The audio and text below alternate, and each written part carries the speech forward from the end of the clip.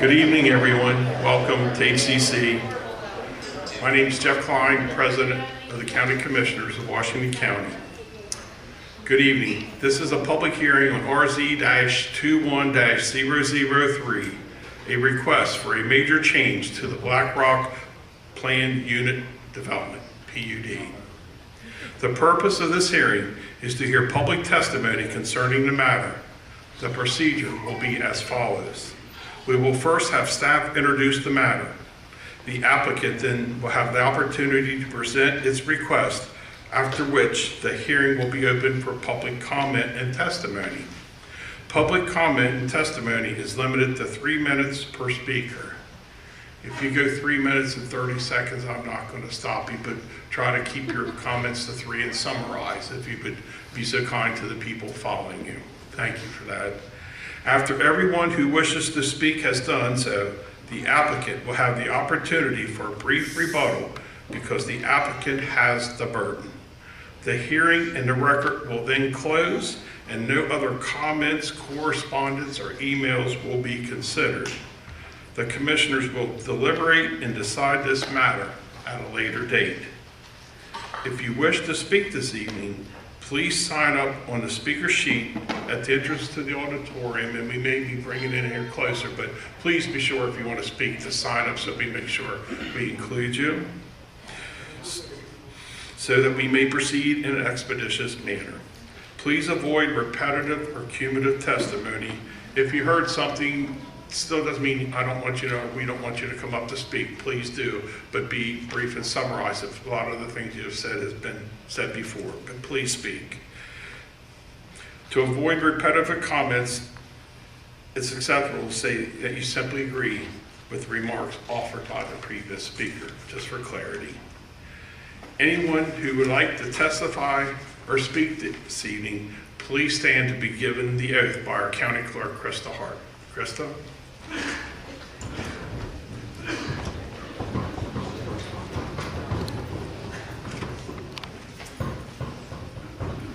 Do we have everybody wishing to speak? If you would raise your right hand.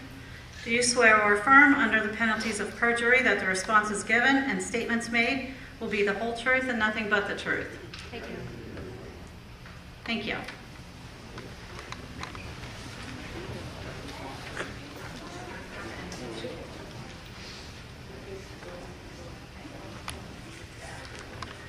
Good evening, everyone. My name is Jill Baker. I am the Director of the Department of Planning and Zoning. The way this evening will go a little bit, I'll give a real quick overview of the application. The applicants will give their presentation and then we'll get to the public comment part. So presented this evening is a rezoning case RZ-21-003. The request is to increase the density of an approved PUD development plan for Black Rock Estates. The request is to increase the number of residential units from 595 to 1,148, thereby increasing the density from 2.7 dwelling units per acre to 5.2 dwelling units per acre. Commissioners, within your packet of information, you should have received a copy of the staff report and analysis that details the various criteria that were used to evaluate the impacts of the proposed application. This includes analysis of population, utilities, and infrastructure. Unlike typical piecemeal rezoning cases, this application is a request to change the approved development plan. Therefore, the typical rule of change or mistake is not in play here. We are more or less looking at the proposed changes. So instead of that change or mistake rule, the criteria that the commissioners should evaluate, as stated as part of the zoning ordinance of Washington County, include 5 different criteria. Number 1, the purpose of the PUD. Number 2, the applicable policies of the adopted comprehensive plan. Number 3, the compatibility of the proposed changes of the PUD with neighboring properties. Number 4, the effect of the proposed changes to the PUD on community infrastructure. And number 5, consistency with the intent and purpose for the establishment of that PUD, which is to permit flexibility and creativity in the design of residential areas, promote economical and efficient use of the land, provide for harmonious variety of housing choices, a varied level of community amenities, and the promotion of adequate recreation, open space, and scenic attractiveness. Again, each of these criteria are discussed as part of the staff report and analysis that's been available for several months now, so I won't go into great detail about that. That'll be covered under the applicant's discussion. A public information meeting was held by the Planning Commission on June 14th of this year, 2021, to take public comment on this application. Oral comments were received from 30 residents of the area. We've also received over 50 written comments and 2 petitions from citizens and county in opposition to this project. So based on the information that was provided by the applicant and the comments received from the public, the Planning Commission has unanimously voted to recommend denial of this application based on the 3 following issues. Number 1, transportation network serving the area, specifically Mount Etna Road between Whitehall Road and Maryland 66, is not adequate to handle the additional traffic from additional units. Number 2, the water system does not appear to be adequate to properly serve the additional units as it relates to water pressure and availability of sufficient capacity for public fire suppression efforts. And number 3, the school system would not have adequate capacity to serve the new pupil yield of the proposed new units. Last Tuesday, the applicant provided additional information regarding that traffic analysis to our office. I believe the applicant has included that information in their presentation tonight, and they'll talk a little bit more about that.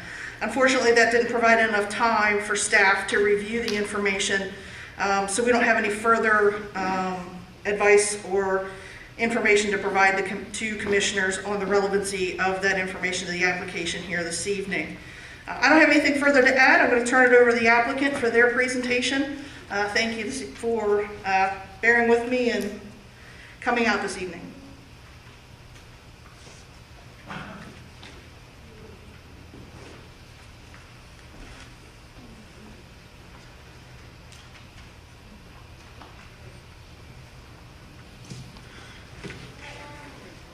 Bill, is this on?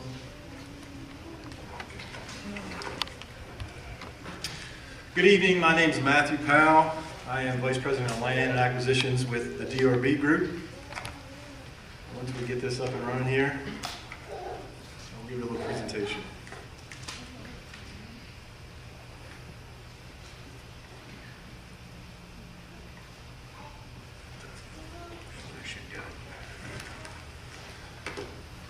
That is one bright light. We're going to have, including myself, 4 speakers tonight. Bill Erskine behind me is our legal counsel and will speak to the legal precedents for approval.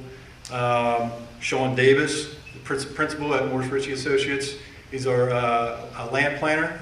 And Mickey Cornelius, the senior vice president of the traffic group, will talk about the traffic concerns and the traffic study, the preliminary traffic study that we did do. Let's see if I can find this. So DRB Group, we are a builder, developer in 10 states along the East Coast. We're our national top 20 builder, and this year we're projected to set over 4,500 homes in our respective markets. We're as far north as Pittsburgh, as far south as Alabama now. We have developed and built the company on the I-81 corridor and have been building the Washington County market for over 20-some years now. We've developed in this region for many years and have several developments going now within the county and the city that are ongoing. So we have a really good handle on the market, the buyers that we sell to, and the needs of those buyers.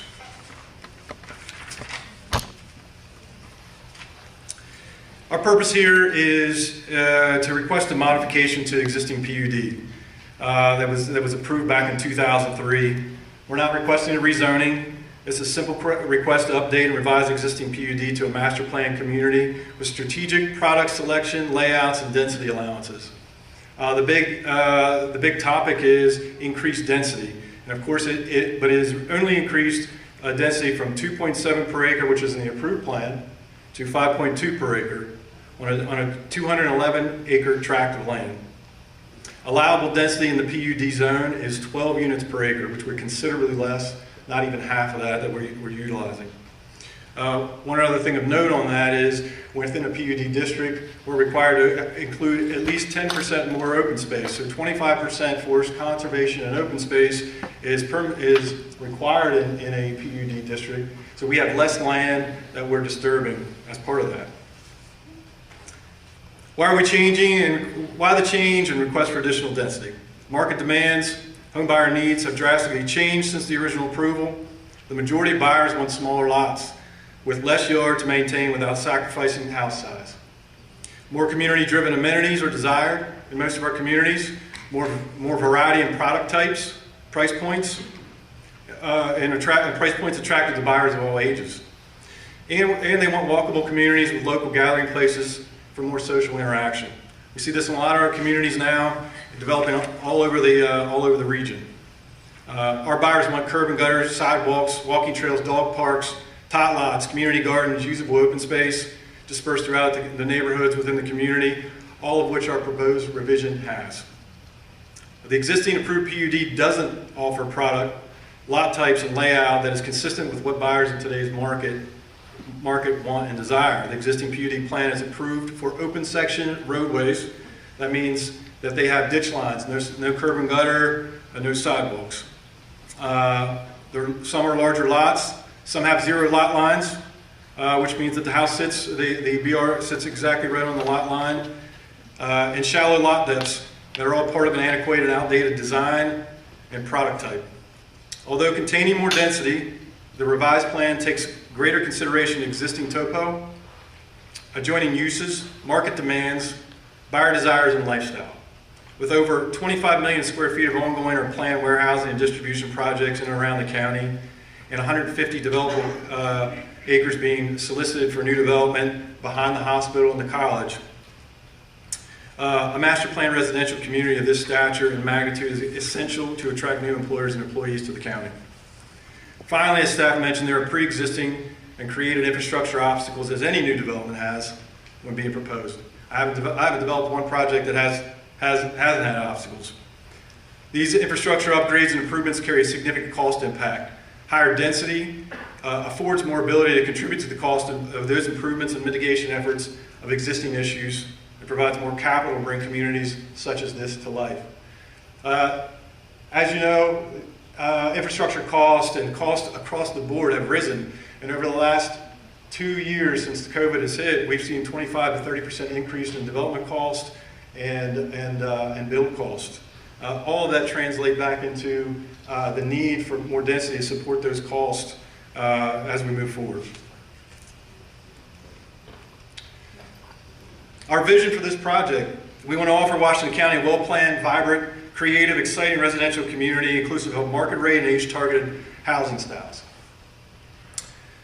To create neighborhoods within the village concepts, providing a sense of community and pride for all residents, including seamless walkable connectivity between the communities and neighborhoods. Mr. Davis will explain how we've done that in our concept plan. But if you look across the county right now, there's only one master plan community that's being finished, and it's predominantly single-family homes, and that's the Westfields community. You could argue that there would be the one on behind the Walmart, on the Hager's Crossing community, but for the most part, Westfields is the only master plan community that survived, and it's been around for over 15 years now. To offer a variety of housing options and price points, as we stated before. We want to design and brand the community with highly desired craftsman-style architectural aesthetics and common themes. So again, that's something else we don't see. Westfields is the only community in the area that has common architecture themes. We'd like to bring the craftsman style to this area. It's highly sought after in a lot of our markets. To provide passive and recreational open space and amenities that are multi-generational and functional, catering to all residents, incorporating and preserving existing foliage and vegetation. And we want to deliver work, schooling, and home infrastructure and capabilities throughout the community, which we've all felt the need and had the desire to have that. Fiber to the property, services to the home. Some of the facts that we need to identify here. There's projected over 10,000 proposed new jobs coming to this area with very little proposed new residential development. New business will not remain in this area without housing to support their employment needs. We are working on one community that's age restricted right now, and we're finishing out several others that have been around for years on end. If you look across the county now, new residential construction is at a minimum. There are only 2 potential projects right now that are going on with very small amount of housing and not varied housing. And if you look across the county now, and even the city, no townhouses are being built in this entire region, which is the affordable product type. A single-family house in this market right now, average sales price is $350,000 to $400,000 for a new home construction, which in most cases is not affordable.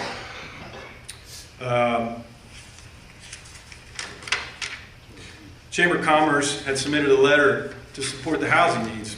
I quote, "A shortage of housing negatively impacts the ability of businesses located in Washington County to find employees that live locally." Penzance Development Group sent a letter of support for this community.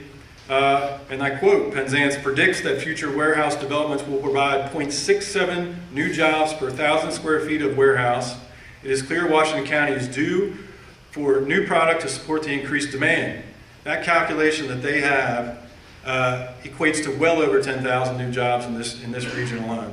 In the I-81 corridor, there are several tens of thousands of square feet going in, tens of a million square feet going in at this time.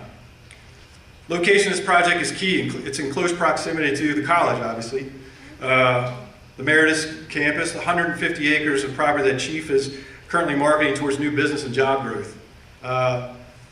They'll be able to live near their job. This is an existing PUD located within a designated urban growth area. Already designated urban growth area, we're not going outside the bounds. That's what it was designed for, and we're working within that realm. It has a proposed density that is merely 43% of the comprehensive plan's recommended density for a PUD.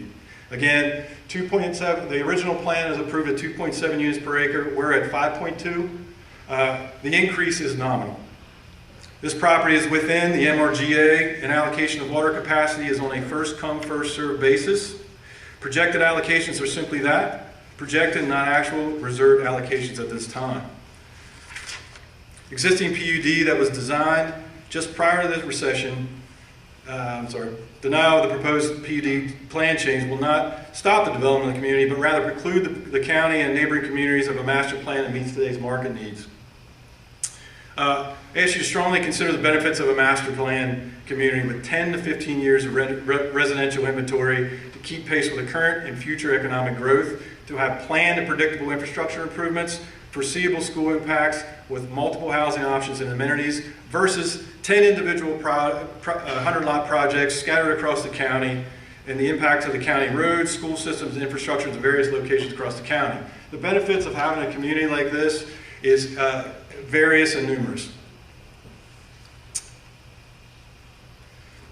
So as I mentioned prior, this is a 10 to 15 year build out. This is not an impact that will happen today.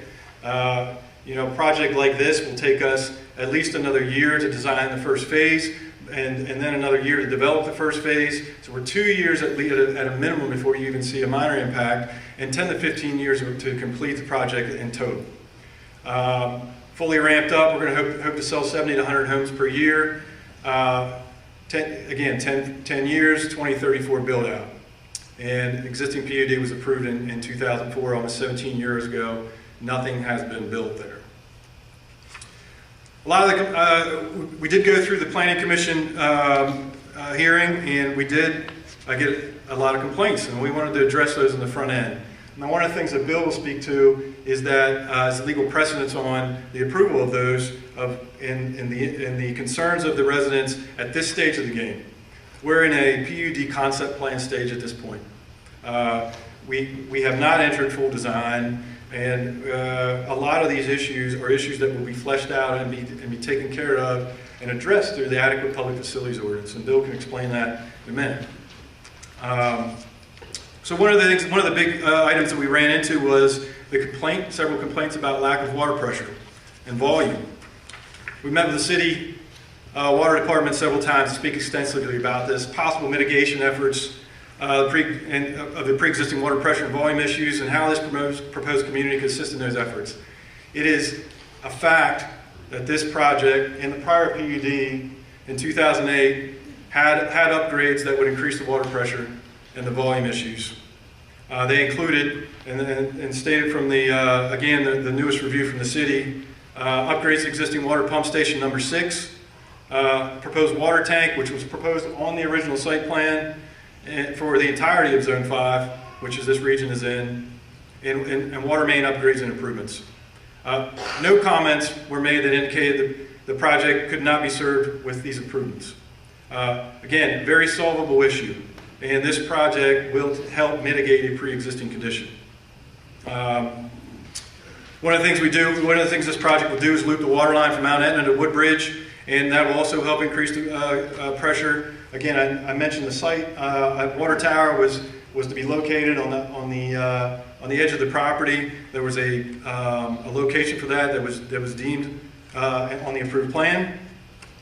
The other thing the City Water Department has done and went ahead and moved to with ongoing, they commissioned an ongoing study, water and sewer in the region, and how they can improve that. And they factored in the impacts of this community.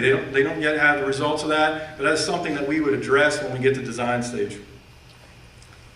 Again, new development will create a lot of revenue to assist in those upgrades and improvements.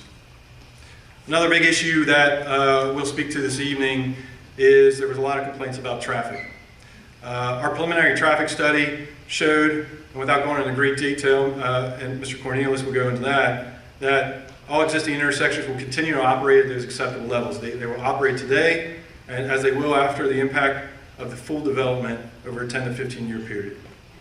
Minor upgrades are necessary to continue that. Some of the things that happened, Robinwood Drive has just expanded to 4 lanes. That's been taken into consideration. Several comments were made about Sasha Drive, Sasha Boulevard, and the traffic that moves through that proposed going through the boulevard. That boulevard was always designed as a 60-foot right-of-way to feed the larger PUD project, the original plan. The original plan had over 200 and some houses feeding through Sasha Boulevard and out Mount Etna Road. One of the things we did with this plan, and Mr. Davis will speak to this a little bit more, is the fact that we took that into consideration. We did outreach to the Black Rock Estates HOA, and we did run our concept plan before any submission and got their comments. And we did take all those comments into consideration, and it helped demonstrate through our design how we mitigated some of those impacts. Another comment that you'll hear tonight, buffering between existing homes is not adequate. One of the things you'll see on our plan is the buffering that's on the original PUD plan and the one that we have, almost exact, if not an upgrade to what is existing there. There are a lot of forest conservation area that's in those areas. We buffered the entire community with single-family homes against existing single-family homes, and we did that purposely to stay with the commitments from the original PUD and to lessen the impacts on our neighboring communities. School capacity was a big issue. We understand that. One of the things we did when we first got into this with the county was they performed a preliminary school impact analysis.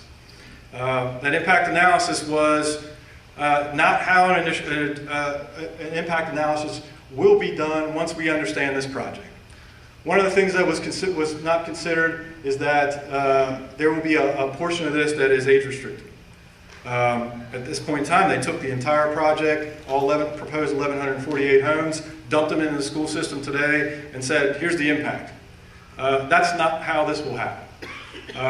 There were a couple other calculations in there that we looked at that doesn't give us a true picture of what the impacts of the school really will be over time. Even if we exceed the 120% threshold at any point in time, there are mitigation efforts for that. One of the things that we looked at with this project, if you look at dumping everything on it, all of these 1,100 homes on top of the schools today, the impact is really only on the elementary school. Looking at the calculations, when you combine Eastern and Ruth Ann Monroe, it only exceeded by 4% over the 120% threshold. An excerpt from Travis Allen's email from the county. Keep in mind, I quote, keep in mind that this test represents a snapshot in time, as a lot can change with school capacity by the time a development of this size is fully built out. In addition, your actual mitigation is determined and collected at final plat stage of each phase of development. So the reported impacts in the school test represent cumulative impacts for the entire planned development under present capacity conditions. One of the other comments that we got from residents and public. Perceived decreased home values and incompatibility with the surrounding area. The perceived notion that existing home values will be negatively impacted by new development and new home construction is not an accurate statement, as is the question compatibility of this proposed development to that of the surrounding area.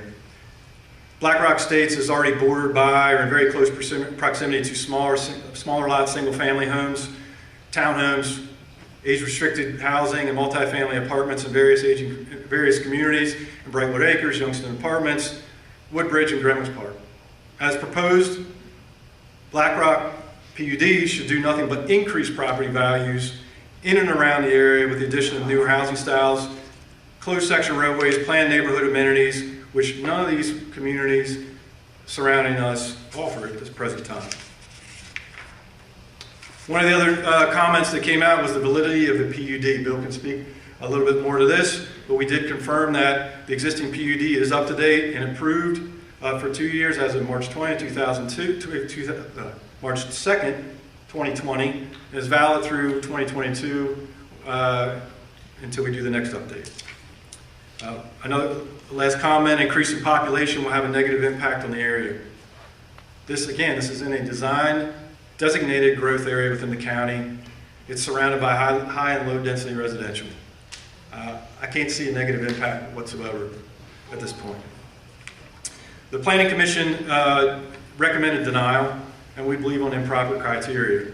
I'll hand it over to Bill Erskine and let him address those concerns now.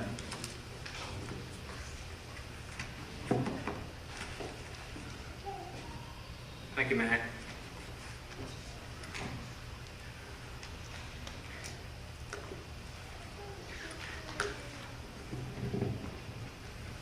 Good evening. My name is Bill Erskine, and I'm a land use attorney, and I'll be representing the applicant this evening. I wanted to take just a few moments at the start of this evening to talk about the criteria for approval, and in particular, criteria number 4. And the reason I highlight that is that it is a criteria that is easy to be misunderstood. And I think that by shedding some light on that early on, I think it can help the dialogue this evening. And also, I hope that the board will find it to be beneficial. So, as we're aware, there are 5 criteria for approval. The first is that it must consider the purpose of the PUD district. Second criteria is whether it conforms with the applicable policies of the adopted general plan. Third criteria is that the compatibility of the proposed changes of the PUD with neighboring properties. I'm going to skip over number 4 for a minute. The 5th one is consistency with the intent and purpose for the establishment of the PUD.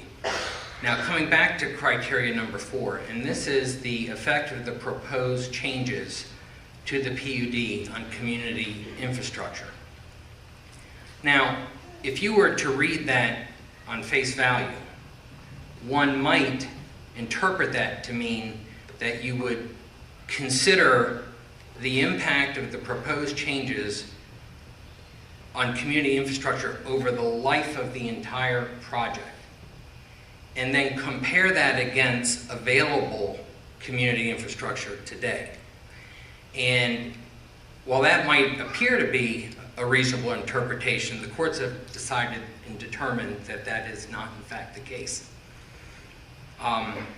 Back in 2002, there was a case called Kremens versus Washington County Commissioners, Board of County Commissioners, where this very issue came up. And what the board at the time and also the county attorney, Washington County solicitor, decided was that the appropriate way to evaluate this criteria, or rather the impact on community infrastructure, is to look at it over the lifetime of the project as each phase is built out, and taking into consideration the effect of the Adept Public Facilities Ordinance.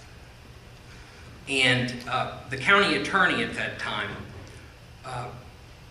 coined a phrase called the concurrency doctrine is what he called it. And what that means is that community infrastructure does not have to exist in advance of development. It rather has to come and be available concurrently with development. And as you heard the previous testimony, is that is not done at the zoning stage, but rather that is done at the final plat approval stage. Just briefly, what is before you here, and there are some highlighted, this is just the cover sheet of the, are you able to see that? Okay. I have hard copies if folks would be interested in seeing that. This is the cover page of the opinion. This is the Court of Special Appeals opinion. And when they were interpreting the zoning regulations and the APFO ordinance, what they found is that the ordinance did not, this is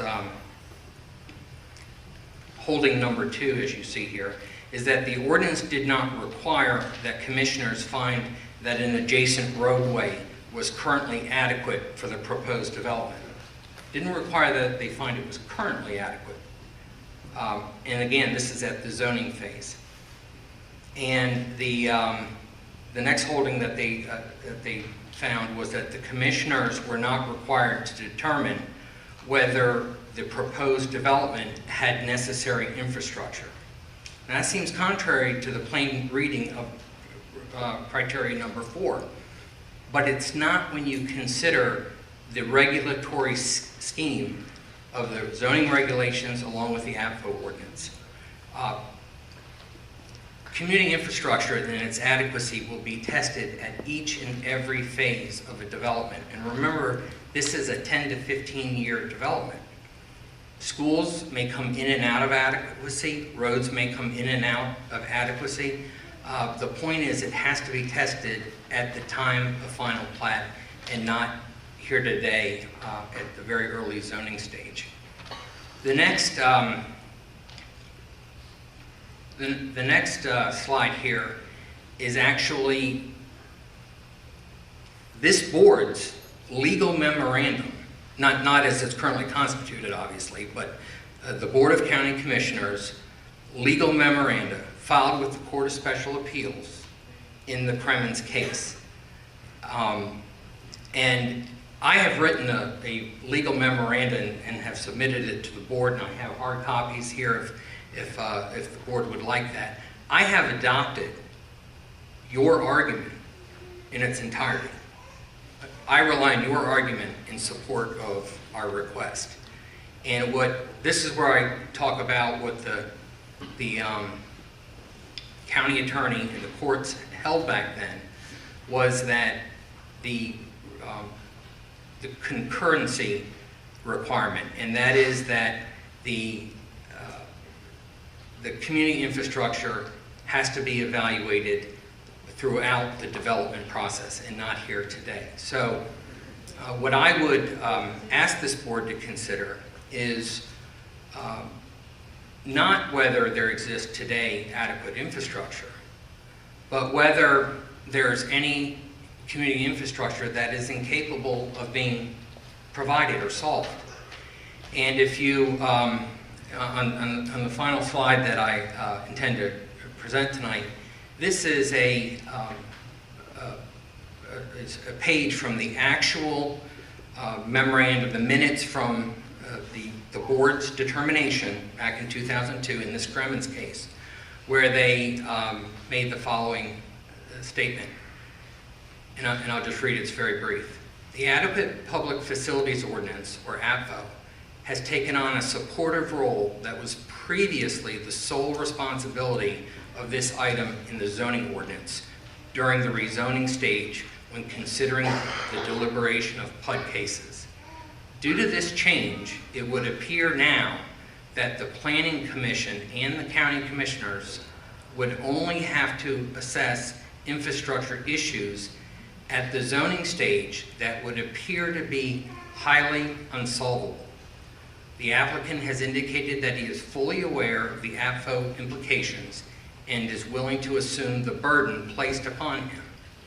The chief engineer did not take exception to the rezoning and responded to the application by stating that road adequacy and stormwater management requirements can be adequately addressed through our normal site plan and subdivision processes. That is identical to the case that's before the board this evening. You will hear, as Mr. Powell testified, the applicant is fully aware of the need for community infrastructure and understands that if at the development stage, if it's not met, the project will not go forward, or at least a particular phase of the project won't go forward. In short, the evidence is that none of these community infrastructure problems that will be testified to tonight, and by the way, many of those issues are recognized by the applicant, but none of them are unsolvable. Every one of them can be overcome and mitigated. And with that, I'd like to ask Mr. Davis if he'd come up and give his presentation.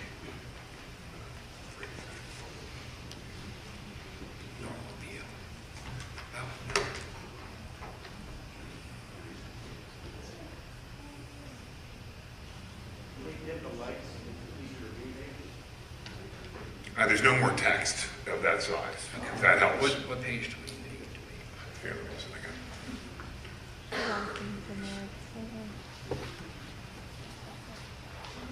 Nope, too small.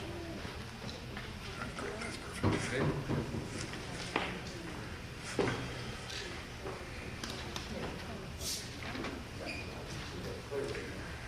Good evening, everyone. My name is Sean Davis. I'm a principal with Morris Ritchie Associates. We're architects, engineers, planners, landscape architects. I'm a landscape architect and a planner. I was hired by DRB to assist them in the master planning for Black Rock. I have 36 years of experience in doing a similar large-scale master plan communities throughout the eastern United States. What I'd like to do, oops, okay, how do I get this down? Do you have the remote?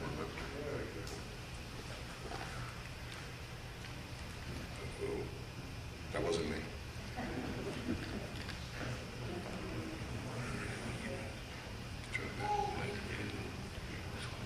Okay, I got it. Let's try this. There we go. What I'd like to do real quickly is walk you through our planning process. First and foremost, we analyze the site. We understand the program, what we're going to build on the site. We create an award-winning master plan by evaluating numerous alternatives for fitting the program on the site, and then we focus on our details. In terms of analyzing the site, we prepare this illustration, which is called a summary analysis plan, which highlights the site's opportunities and constraints. The brown colors that you see indicate topographic changes, with the highest point of the property being located right here. This is the ridge line. And then topographically it falls to a low point over here towards the west and a low point over here towards the east. We have access from Mount Etna Road here, thanks, and Sasha Boulevard located right here. There are existing forest covers identified, the existing road network is identified, and adjacent uses are identified via the aerial photograph. One of the things that was raised in the Planning Commission meeting was our compatibility in the area.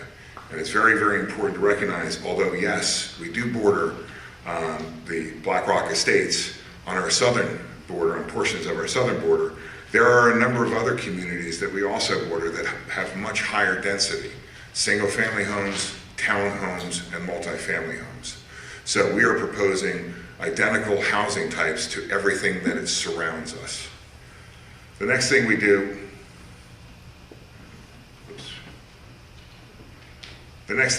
is we go out and we tour the site. We understand what the heck's happening on the ground.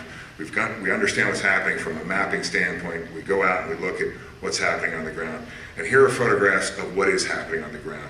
You have in the middle column on the bottom, that's a beautiful home at Black Rock Estates. Recognize there's some really gorgeous homes at Black Rock Estates that bound us, and we want to protect those homes. We have access along Mount Etna. We have multifamily, we have duplexes, we have townhomes. These are all existing developments surrounding the community. But as Mr. Powell had said, Black Rock is within the county's defined growth boundary, as illustrated in the upper left image. The pink or salmon color that you see is the defined growth boundary, and the red property line that you see is the outline of Black Rock PUD. The property is also currently zoned for a PUD, as is evidenced by the approved PUD. So we understand the site, we understand what's happening from a regulatory standpoint. Next, we really understand what's happening from the design regulations. And it's my professional testimony that we fully comply with the standards that's stipulated in Article 16A of your zoning code regarding PUDs. All 5 criteria which Ms. Baker identified, which Mr. Powell and which Mr. Erskine identified. My professional opinion as a planner is that we comply with all of those, and hopefully I can explain why. Now we identify the program. What are we going to build? And as Mr. Powell identified in his opening statement, we want a variety of homes. A variety of homes lets us segment the market to attract a number of different buyers. I come in, I want to buy a single family home, but I can't afford that single family home. Oh, I can go to a very nice 24-foot wide townhome. Well, no, I can't afford that, but here I've got a 22-foot townhome. So that provides that market segmentation, which is critical in today's development community, in the development environment. So we will propose single-family detached, active adult duplexes, townhomes, and multifamily condos or apartments on the property.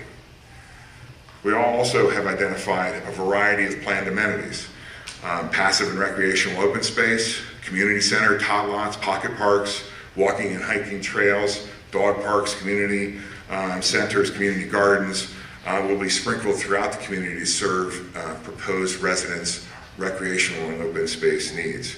We fully agree with Ms. Baker's comment in her staff report that this is one of the areas we really would look forward to focusing on in more detail as this project matures through the approval process. So then we start to, with that understanding, we start to develop concepts. And this bubble diagram, if you will, helps us illustrate those concepts. The big idea here is to respect our neighbors while also creating a cohesive overall master plan. And that cohesion is done in a variety of different ways. It's done through our open space networks, and it's also done through our vehicular and pedestrian circulation networks. So what you see is the blue line indicates a major community boulevard that will circumnavigate through the entire Black Rock PUD and will service every neighborhood within the community. They will derive access from that blue road. That's the primary access for the community, which then brings everybody back out onto Mount Etna. There was questions and concerns regarding, no questions at this time. There are questions and comments that were raised both in the staff report and at the Planning Commission meeting about, is that enough access? We have the secondary access off Sasha Boulevard, but that to us is secondary, and I'll explain that a little bit further in a moment. And then we also have the opportunity for an emergency-only access along our western boundary, which was obtained between our Planning Commission meeting and today. That would only be used for emergency access, not traditional everyday vehicular access. And that would come at a substantially later phase in the development. The green area that you see are areas of forest conservation that will be retained on site. The areas between those bubbles is the open space and integration system and system that integrates the various neighborhoods. And the green that you see identified right here is the community center centrally located within the community.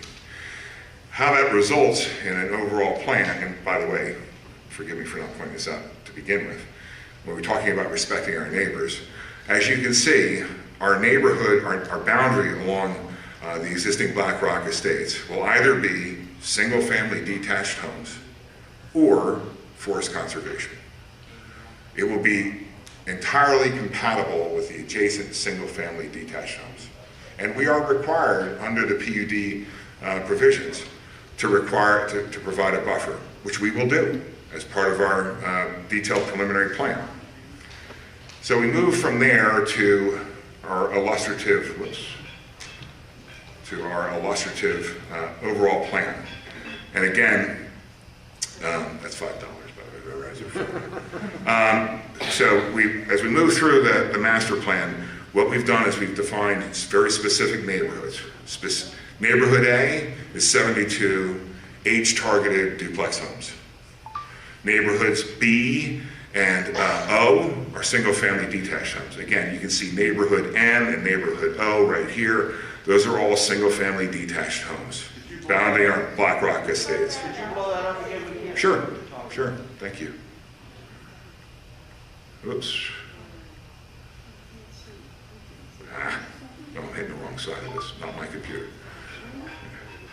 That's another $5. I'll pay you out. There we go.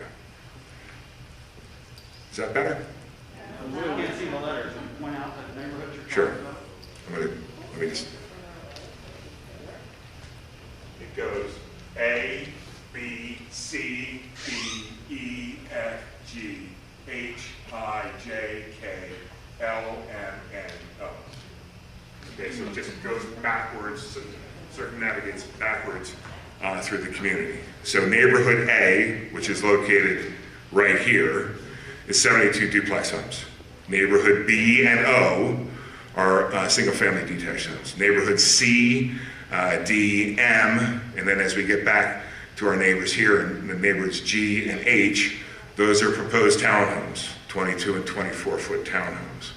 And then neighborhood L, centrally located within the community, bounded on all sides by other development or forest conservation, is the multifamily homes. All of these will have direct access onto and derive their main primary access off the blue thoroughfare, if you would, boulevard that circumnavigates through the community. There has been questions regarding the use of Sasha Boulevard, and as Mr. Powell pointed out, that is not a primary access. We have done everything we possibly can so that people who live in the back portion of the community, on the western side of the community, will use the main road to get back out to Mount Etna Road, not come down Sasha. We've really minimized driveways along that main road so that that becomes the main access point and thoroughfare for the community. We've provided secondary access to Sasha, but that is not our main access. I'm going to zoom this out. Now, as has been said a number of times, and I'm just going to reiterate, we are proposing 5 phases. That may become 6, it may become 7. But at the end of the day, what we're showing here and illustrating is 5 phases. The goal of those 5 phases is to be able to provide all the products that we're proposing, ideally, as many of those products as possible in each one of those phases. So you'll see in phase A, we have the active adult duplexes, we have single-family homes, and we have townhomes. At each one of these phases, we have to test our adequate public facilities. When we come before the county with our detailed plans, we have to prove that sewer, water, roads, schools, emergency services are adequate to handle the proposed development every single time we submit one of these detailed plans. Phase 2 builds upon that. Again, we add additional single-family homes and townhomes. Phase 3, predominantly townhomes. Phase 4 adds the remaining balance of the townhomes and single-family homes. And Phase 5 adds the multifamily in the center. And that's entirely dependent upon the market, what the market will dictate at that time. We have a lot of things to go through between now and the time anything's done on site. We have to do detailed grading. We have to do detailed stormwater management. We've got to do a variety of things that cost a lot of money to prove that this is adequate and correct. We believe that we've taken all those things into consideration in this master planning process. But if we haven't, the total number of homes will not go up, it will come down. That is something that we will find out as we get further into the engineering process. But again, each one of these phases will have to meet our adequate public, the county's adequate public facilities ordinance test. I'm very confident as a planner, having done this, as I said, this is an excellent community in my opinion. I think we've taken into account all of the standards as stipulated in Article 16A of the county's code. I know we cannot make everybody happy. I understand that. Hopefully we've been able to provide reasons why we've done what we've done and how we've met those standards. And with that, I'd like to turn it over to Mr. Mickey Cornelius to talk about traffic. Thank you.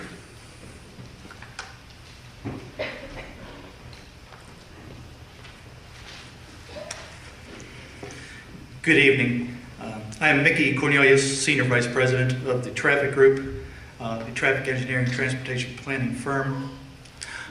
We were asked by DRB to provide a preliminary traffic evaluation to identify the effect of the proposed change in the density of Black Rock PUD on the surrounding area road system.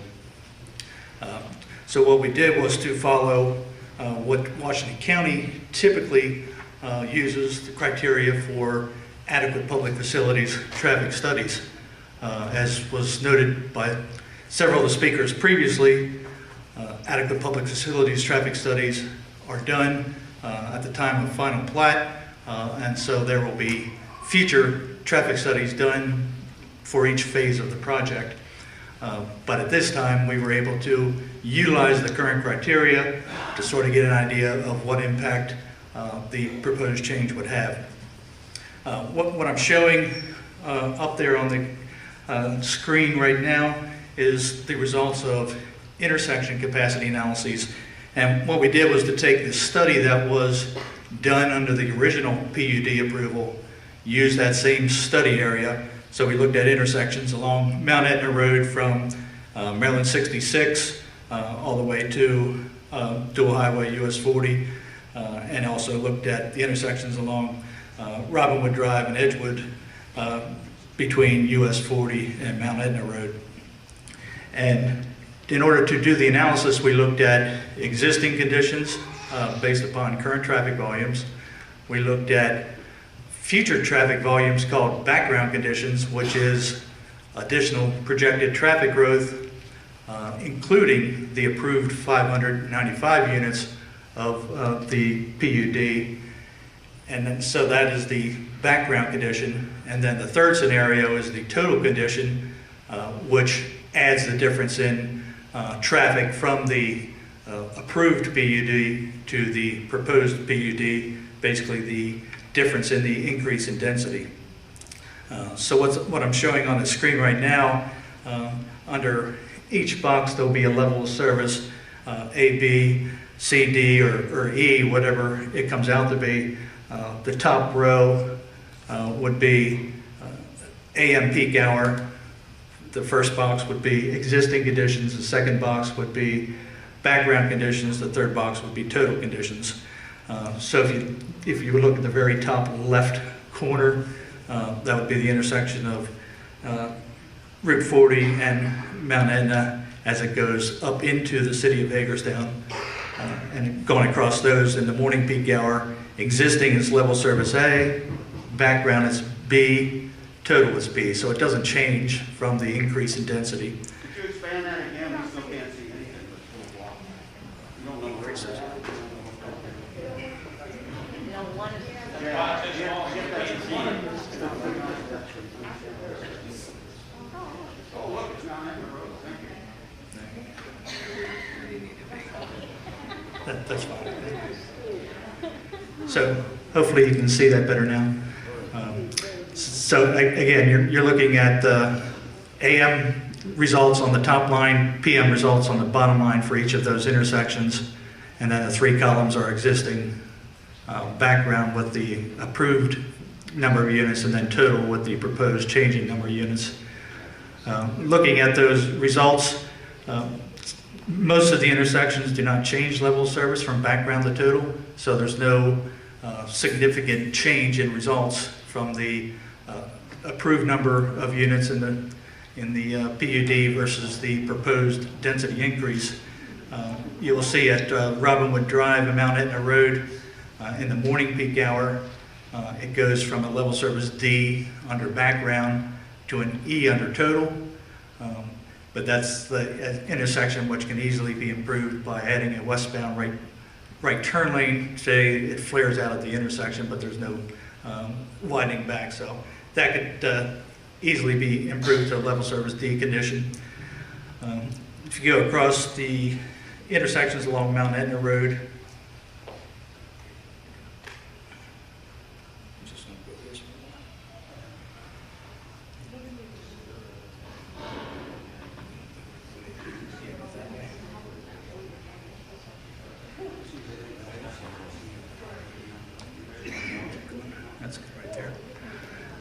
So going across Mount Etna Road closer to the site access, you've got the intersection at Sasha Boulevard, the planned future access, main access to the PUD, and then the four-way stop at Whitehall Road and Mount Etna.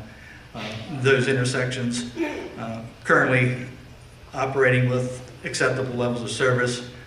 Once again, either no change in level of service or a drop in level of service from B to C at Sasha Boulevard in the evening peak hour, B to C from background to total at the proposed access road. The four-way stop operates at level service A conditions under all scenarios. So in addition to the intersection analysis, we also did a road link capacity analysis, which is another part of the adequate public facilities. Next page.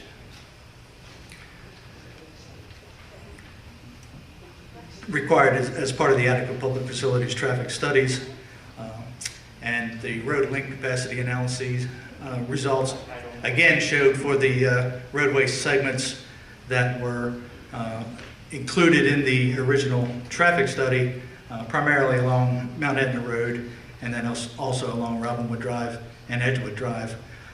Similar fashion to what the results that were shown under the intersection capacity results. This exhibit shows the link capacity analysis results and shows either no change in level of service between the approved number of units and the proposed number of units, or at most a drop in level of service of 1. The worst roadway capacity analysis identified as level service D, which is acceptable. So this analysis does not show any significant issues with roadway capacity in the study area, either under existing future volumes with the approved development or future volumes with the proposed increase in density. The third, I would call it the third requirement of adequate public facilities is not so much a capacity analysis, not so much an evaluation of traffic operations, but an evaluation of the roadway cross-sections. And this is a scenario where you look at the existing roadways, you look at the design, whether or not they're wide enough, whether or not they have horizontal, vertical curves that are not up to standard. And in that case, obviously, as noted by the Planning Commission and as known by the county for years, Mount Etna Road from Whitehall Road to Maryland 66 does not meet the roadway design standards. That is not dependent upon traffic volume. The capacity analysis shows that even under existing conditions, the capacity of the roadway is adequate to serve existing traffic and projected traffic. However, under the roadway element condition of the adequate public facilities traffic study, the existing deficiencies will have to be addressed as the project proceeds. And that's going to be the same under the current approval condition. They would have to address that same thing. And under existing conditions, those roadway elements of Mount Etna Road would fail. So The county's aware of this. The county has a capital budget item to do improvements to that road. So again, it's something that's known. It's something that is planned to be addressed, and it's a matter of identifying how that gets addressed as the project moves forward, to identify how the project could mitigate any impacts to that and satisfy adequate public facility requirements from the roadway design element standard. So in summary, the preliminary analysis shows no significant issues that can't be addressed with the increase in density. The roadway design element is an existing condition that needs to be addressed under any scenario and can be addressed, and the county has a capital project identifying issues with that section of road. That ends my presentation, and I believe that ends the team presentation tonight. Thank you, Mr. Freeland. So before we conclude, I would just like to make sure that the memoranda in support of the major change to the approved Black Rock PUD, along with exhibits A through E, are included in the record. And also I do have a written report that summarizes Mr. Cornelius's testimony regarding his traffic assessment. And then before I sit down, I'm almost finished, I'd like to address one sort of legal issue that came up before the Planning Commission. And that was, there was a suggestion that this PUD can't be changed, and the allegation was because it's no longer valid. If you look at Exhibit A in my memoranda, we have an approval from the Planning Commission, and in that approval, it clearly states that the development plan approval is effective for a period of 2 years, so that would carry it through May 29th, 2022. So I just wanted to address that, and again, I do have hard copies. If I could provide copies to any members of the public that would like to view it, that'd be fine. With that, it concludes our presentation, and if there's any questions, we'd be happy to answer those. Master plan.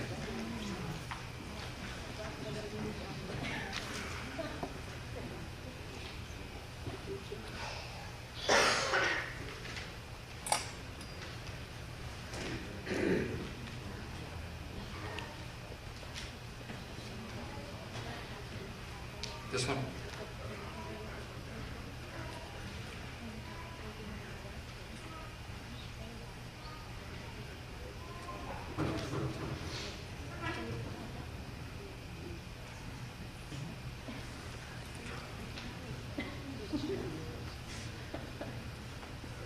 Yes, thank you. Would you like me to leave this up in case other witnesses want to speak to that, or? You can leave that up if you want. Commissioners, if you would join me up here on stage. Probably fine now for 10 or 15 minutes, so I'll come up quietly and reply.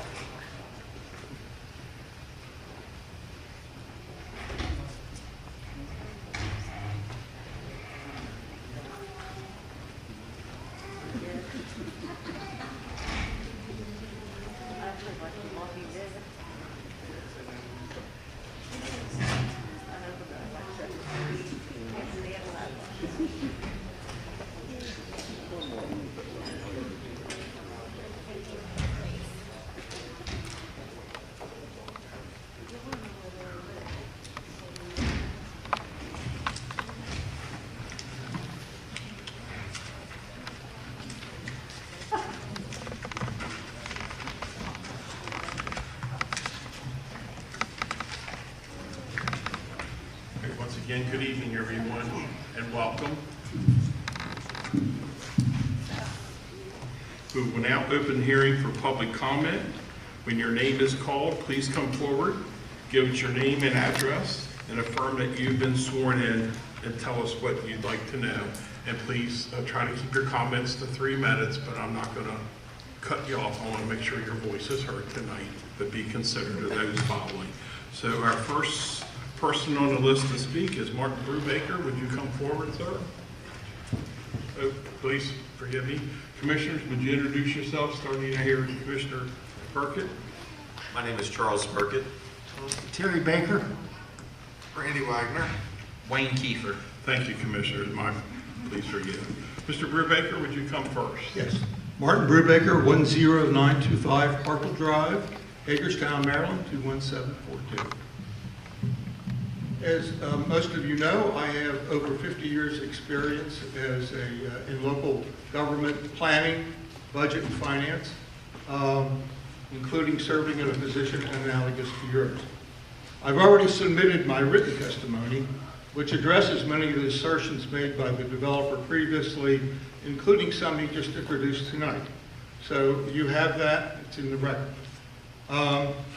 It's only slightly modified from what I gave the Planning Commission during their earlier hearing and decision process. Tonight, I intend to summarize and supplement my written testimony, recommending denial of this application, a proposal which is wrong both technically and strategically. Due to its proximity to I-70 and the metropolitan areas to the east, this section of the county, which may aptly be characterized as the Black Rock viewshed, has been the subject of many unsuccessful proposals, which would drastically change the character of this attractive portion of the county. These include, they range from a NASCAR racetrack several decades ago through a large truck stop disguised as a convenience store just several years ago. This application, doubling densities at the outer edge of an established, well-settled area, falls into this category. Please do not let such an outcome occur on your watch. You are under no legal, moral, civic, or ethical requirement to approve this PUD project. You are required to consider the evidence and render your decision as to what is best for the community and the county.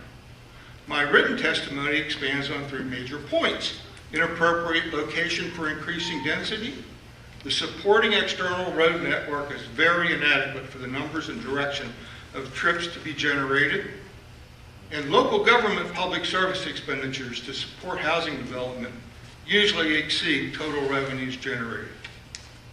If you decide to support this project, you should not claim it increases the tax base when the net outcome would likely be a drain on the county budget.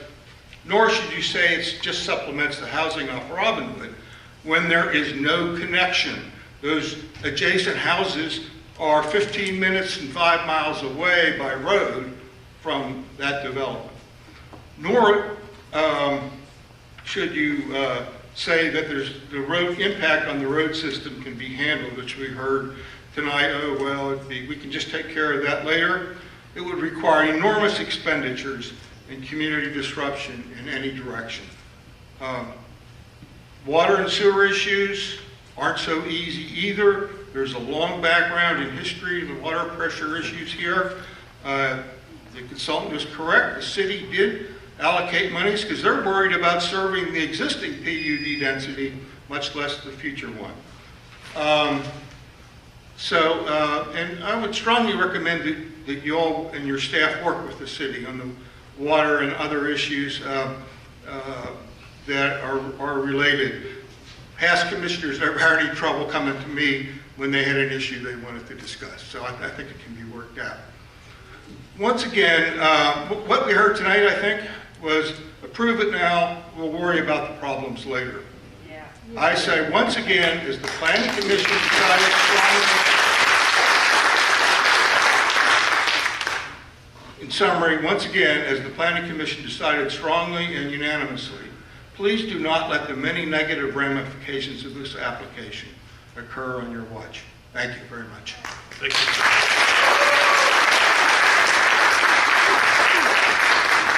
Next up, Sharon Miller. Please come forward and provide your name and address. Thank you. Hello, my name is Sharon Miller, 10900 Top Flight Court, Hagerstown. I have already written and emailed my strong opposition to this PUD proposal. And after listening to the presentation tonight, I'm convinced that I'm more strongly opposed to it. I agree with the gentleman, Mr. Brubaker, who just spoke. Thank you for your time. Thank you.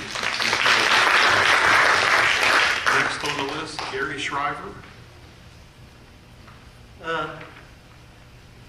My name's Gary Shriver. I live at 10900 Top Lake Court, Hagerstown, Maryland, 21742.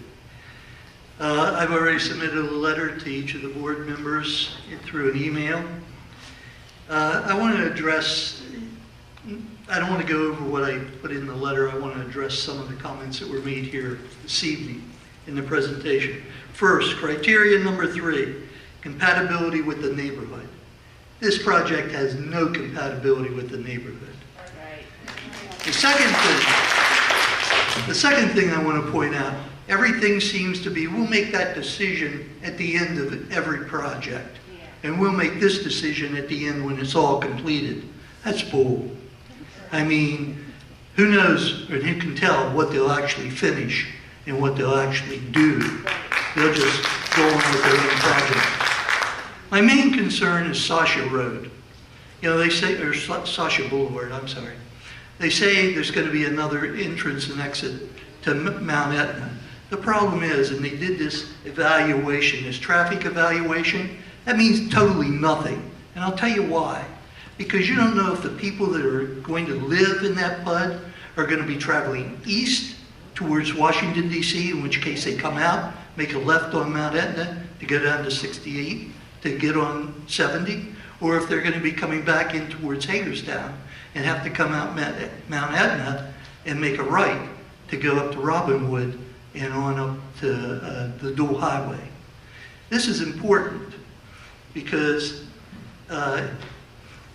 that means Sasha, if most of them are going to live there, going to work back into the city along 81 corridor that they're talking about, then they're going to come out, and they're going to come out Sasha Boulevard, which is going to be the main entrance and exit from PUD. Now let me tell you about Sasha Boulevard. They made a statement that in the original planning of Black Rock, Sasha Boulevard was to be 60 feet wide. Sasha Boulevard today is 36 feet wide, all the way down from where they were talking, or where they would be connecting with it, to the end where it connects on Mount Etna. If you want to widen that road, you're going to destroy the properties and the houses that are already on Sasha Boulevard. You're going to do damage to the storm water management. Pardon me? Compatibility. Well, that's what I said. Criteria number 3, compatibility. There's no compatibility with existing Black Rock with this PUD. On both sides of Sasha Boulevard are storm drainage ditches for water. There's a big drain that comes down off of Ayob Lane and empties, goes underneath Sasha Boulevard and empties on the east side of, I'm sorry my time's up, but I'll keep going if you don't mind. Finish your mission or your statement, sir. It empties on the east side into the bigger storm drain, which then runs down towards Mount Etna Road. If they widen the road, and well, just let's start with the increase of traffic. The increase of traffic on Sasha Boulevard means that every house, 64 houses, including the ones on Sasha Boulevard, but including the houses that are east of Sasha Boulevard, which have to come out their lanes to make a left on Sasha to get to Mount Etna, are also going to be affected. You're talking maybe as many as 2,200 cars.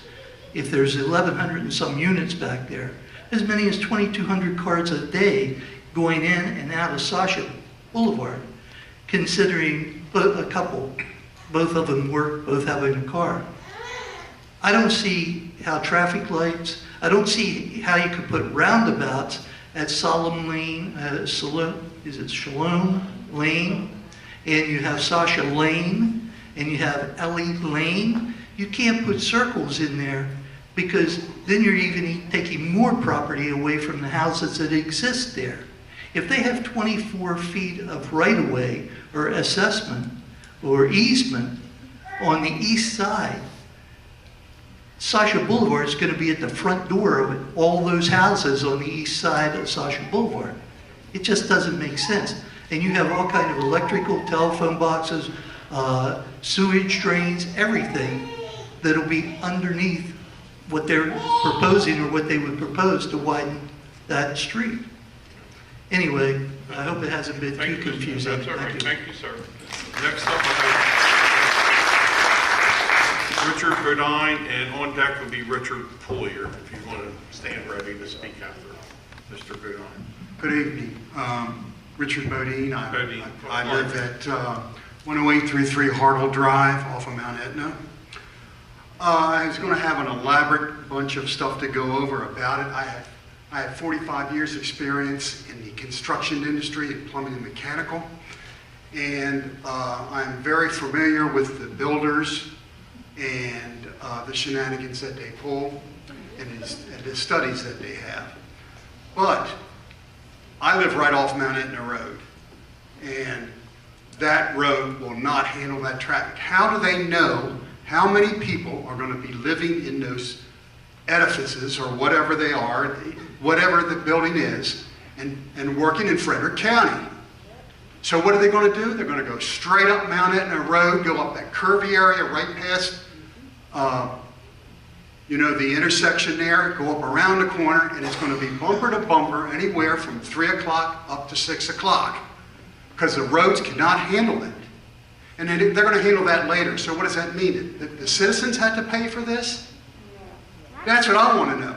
That was the thing. That's my main concern. I'm not against development, but who is going to pay for all this stuff? They have all this pie in the sky about, oh, this is a great thing for jobs and things like that. But we're going into a recession right now. Our heating bills are going to double this winter. And we're going to have to end up paying more taxes in Washington County to support this. I think they better look at what's happening in Washington and what's happening all over this country, and especially it's affecting us now here, that they want to build this stuff. And look, I was in construction, and we built houses. We did the plumbing and mechanical for houses, and I had dealings with the WSSC and the other entities. Half of those things are just pie in the sky. You guys got to come to reality on this thing. They're going to be coming back to you. Well, we need to widen this road. We're going to need to do this. We're going to need to build a sewage treatment plant. We're going to need to build a water treatment plant or a water to get us water pressure. They didn't give any solutions. They said it's all taken care of, or we'll cross that bridge when we get to it.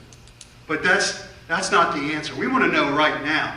If you're going to have this thing, speak to us in like human beings, and don't give me this legal mumbo jumbo that it meets this criteria. We want to know how it's going to affect us money-wise. Besides, that hasn't been brought up at all. I don't want my taxes in Washington County going up. They're already going up federally, and everybody knows that. Well, that's what I wanted to say, but and Mr. Brubaker hit it on the head. Thank you, sir. Mr. Sawyer, on deck, David Roddenauer, then David Kirkman. Sir. My name is Richard Valeri, 11416 Eastwood Court. The letter I'm holding was sent to the Planning Commission. I just want to hit on a couple points within this letter. I do want to mention that I have had twice in the past several years, I've had absolutely no water come out of my tap. Once during the fire on Robinwood Drive, and once again this past year, I'm not quite sure what the event was, but you turn the tap, absolutely nothing comes out of my spigot. So there's definitely a problem with the water. I'm concerned that though we may throw some solutions at this, that it still won't be adequate to overcome the problems when we're adding another 1,000 units onto the line. Also, there is a county park across the road from several of the developments. A lot of people walk across the street, and children, to go to these parks. Are we going to have to put in stoplights with all the amount of traffic going? Or we have to put crossing areas for the children to get across safely? These are all concerns from people that live in that neighborhood. Also, if we had low-income housing, there's going to be people walking to work because they can't afford cars. This is a problem we've already faced on Dual Highway, where we've had numerous pedestrians hit by traffic. If we put low-income housing this far out, are they going to be walking down the roads down Mount Etna to go to work? Or do we need to put sidewalks in? You know, maybe we need to put sidewalks on both sides of this road, just like we do with Dual Highway. Another issue is will people be going down, we've already touched on this, but I just want to hit it again, the opposite direction out Mount Etna Road to the circle on 66. There's a lot of blind spots, there's hills, there just isn't, the current amount of traffic can barely survive on the condition of that road. It definitely needs upgraded just for what we're using for now. We're going to add another 1,000 or 2,000 cars. Are they going to be going to Baltimore? Are they going to be heading up that way? Or are they going to be people without cars walking that road without shoulders? There's no shoulders on that road. So these are all things that we need to consider. And that's all I have. Now David Ridenour, then David Kirkman, and Ken Archer following. Mr. Ridenour, please start. As stated, my name is David Ridenour. I'm at 11035 Whitehall Road. I am third generation on Whitehall Road. And I can tell you, as long as anybody else can tell you that's drove Whitehall Road, it sucks. You can't pass a tractor. You can't pass another car half the time without going in the road. I drive a jacked up four-wheel drive and have to go in the neighbor's yard just to let people by me. I'm not here to beat dead horses about the infrastructure, about the overcrowding in the schools, which would have to be paid by the developer for the overcrowding. And, I could go on about the fire service and how, yes, they did mention Smithsburg as Station 11, which is not, and the lack of water that we've seen out on Robinwood when that caught fire. But the other things that were brought up tonight kind of startled me even more. They said it would be a nominal increase, 2.5 to, 5.4? That's almost a 50% increase. I don't know about you, but that's not nominal. If you cut my salary or one of your guys' salary by 50%, sorry, that ain't nominal to me. I don't know the dictionary they're using. And the other thing was, it said about people want parks in their development. What about the park the county paid for? Black Rock Park has been there for years. I've rode my bicycle up that steep incline to that park. I've ridden my bicycle up to play golf. So I just don't see why we need a special park for special people that live in there. The other thing is you guys keep talking about, you want to make all the neighbors feel good and feel happy. You never talked about any of the neighbors and how it affected the outlying area. You talked about the old part of Black Rock, which is a gorgeous area. And there are some pretty homes. But, you never once stated how the roads are going to be taken care of with the rest of the neighborhood and the burden it's going to put on the rest of us trying to get to work in the morning. So, it's my 2 cents. Take it for what it's worth. Thanks for hearing me out. Thank you. Now, David Kirkman, then Ken Archer, and Sandra Carpenter. Sir, please. My name is David Kirkman. I live at 11010 Sawney Lane in Black Rock Estates. I'm currently the president of the Homeowners Association. I sent you each an email stating my opinion about this project and my opposition to it. And there's a lot of information in the record for the Planning Commission meeting and information there. So I'd just like to point out a few details I think have been glossed over or hidden in this presentation tonight. Yes, there are similar homes to the pictures you saw up there about types of homes in the area, but as the gentleman said, they're as the crow flies nearby, but not as you can see or you can drive to. They're in completely other sections of the city, and they're not adjacent to this area as far as the residents are concerned. Secondly, in terms of the criteria of the PUD, I don't believe it meets neither the compatibility criteria or the infrastructure criteria. The adequate public infrastructure promise has been used to avoid deny, deflect, and delay infrastructure improvements for years. And that's just a way to say, you know, we'll deal with that later, we'll ask you to deal with it later, we'll ask the taxpayer to deal with it later. I didn't hear them once tonight say, and we'll pay for all this, and we'll pay for it now. There's an existing water problem. We've lost a home in Black Rock Estates to fire. They tried to pull water out of a swimming pool to fight that fire because there was no volume and pressure, and they lost. You've heard others, things in Zone 5, and both the fire departments have submitted information about their opposition to this because of that problem. Water pressure is bad. Most of the homes on the what you're calling the east side of the development have pressure pumps in their systems to keep the water pressure up. Showers stop, dishwashers stop, washing machines stop due to lack of pressure. So it's an existing problem, and it needs to be addressed before one home is built, not 1,147.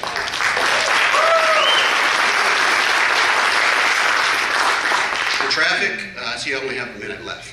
Nice piece of sleight of hand with the traffic study. If you heard, I know it's a criteria, but if you heard, the background number assumes the 595 units that were approved in 2004 are already there. They aren't. There's 138 homes in there. They're not generating anywhere near the 8,000 more trips a day that they have said this development will produce over this whole period of time. 8,000 trips a day. 70% of the homes on that plat, just take a ruler, measure it.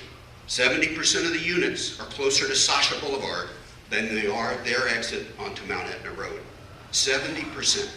And they just told us tonight that development section A, down closer to the exit, is the active age-restricted area, which means less traffic out of there. Not people going to work, not people taking the kids to school, less traffic. So you're going to have a lot of traffic coming out of those 70% of those homes, and the shortest way out is through Sasha. They've gotten an emergency exit out onto Robinwood. Make it a permanent exit onto Robinwood. Spend the money, buy the properties, tear it down, and make an exit. That'll get some of the traffic out that way, but none of this will. It's going to be a nightmare, and it's not compatible with our use. Thank you very much. Thank you, Mr. Archer. Next up, Ken Archer here. Ken, sir, please. 20502 Tehrani Lane, Hagerstown, and I was sworn in. I actually don't have anything else to add, so I'm not going to take up any more of your time. Thank you. Thank you very much, sir. Candace Parker? Yes, sir. And on deck would be, pardon me, would be Anita Thomas, then Tom Henderson. Thank you, ma'am. No problem. Candace Carpenter, 11042 Sawney Lane, Hagerstown, Maryland. I am a resident of Black Rock Estates, but my concerns with the proposed major change, because it is a major change to the PUD that's in existence at this time, are legal in nature. I have concerns that they have not addressed serious non-compliance with the zoning ordinances. So the first one is the compatibility. Everyone keeps talking about compatibility with Black Rock. My issue is not with compatibility with Black Rock, even though I'm a Black Rock resident. My issue is with that eastern boundary, which is the edge of the planned urban development, it butts up against agriculturally zoned land. So no matter what they do right there, they're going to be incompatible with that edge and what's on the other side of the edge of that planned urban development. If the planned urban development's not expanding, so there's no way for them to come in compliance with that compatibility issue. My second concern with the ordinance violations or inability to comply with the ordinances is that they describe 5 phases of development. Well, if you read the ordinances, they provide that there are density requirements, or density limits, I should say, on each development. Each phase of the project has to comply with those density requirements. If you look at phase 5, which is, I don't know if they used a word, but it's apartments. If you look at phase 5 of the apartments, there is no way that that will comply with the density requirements or density limits of the current ordinances. And then finally, my issue is they present this letter, Exhibit A, that says that the development plan is approved for a period, or is effective for a period of 2 years. If you look at zoning ordinance section 16A.6 subsection E, once a major or a minor change to a planned urban development or PUD is approved, that kicks into effect certain timelines. Well, one of the things that has to occur in that timeline is that a development plan has to be approved. After the development plan is approved, then there are a number, I think it's 4 or 5 additional steps that have to take place at, again, timed intervals, 6 months. Then 6 months after that, something else has to occur. Then a year after that, something else has to occur. The ordinances provide that the Planning Commission can approve extensions. I have read through every single Planning Commission minutes that are available online, and there is not a single extension that's been either requested or approved. Because they came up with this letter immediately as soon as this issue was brought up, my inclination is, and as an attorney in town, I would produce those minutes showing that I got an extension approved by the Planning Commission if I did in fact have an extension. My belief is it's unlikely that there is an extension. I suspect that their attorneys will argue that this letter that says that the development plan is good for 2 years is in and of itself an extension. That's not clear though. So I think if you do approve this, you're setting it up, it's ripe for litigation, it's going to be more cost on the developers, it's going to be more cost on the taxpayers, and they keep, last point, they keep talking about the fallback is the existing PUD. I think that's a fallacy. I don't think that fallback is the existing PUD because they've already admitted that the existing PUD is not economically feasible. They have said they have to do this major revision because building costs don't allow for it to be economically successful for them to do the existing PUD. So it's not the existing PUD or this major change. It's just not. It's not feasible for them to build on the existing PUD. And I think there's legal issues. Thank you.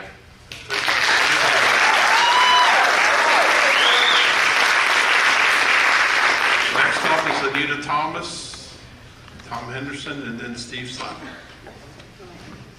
My name is Anita Thomas. I live at 20310 Lane Lane, Hagerstown, Maryland, 21742, and I did take my oath earlier on. I agree with all the people who have spoken, so I'll keep this brief.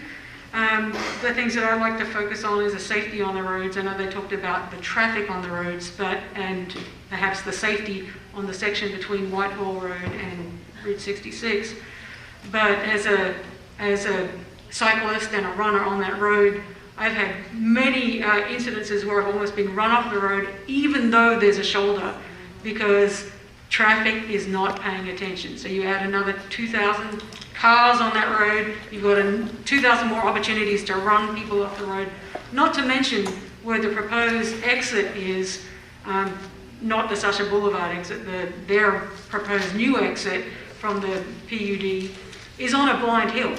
So any traffic coming over that hill in the morning with the sun in their eyes will not see what's coming. In that particular place, I've almost been run off the road 3 times. So the safety on that section of Mount Etna Road in itself is a danger and needs to be addressed. There's never enough police monitoring at any of these times, so people fly on that. They do not stay to the speed limit there. They're frequently 10, 15 miles over the speed limit. So that's one of my things. The other safety issue that I would like to mention is, did anybody take into account with the traffic study the farmer who has cows on Mount Etna Road and crosses the road probably at least once a day? And how is that going to affect another 2,000 cars on the road? It's absurd. I'd like to know where the people live, the DRB group, because they do not know this community at all. They don't know the people that live here, the people that use these services here. They have no idea. They talk about how they want to serve the community and how they want to, have these beautiful homes that people want with their no yards and short driveways. Who wants no yard and short driveway? I mean, it's ridiculous. They're telling us what people want, but they don't live here. They don't know what's going on here. All they want to do is put money in their pockets.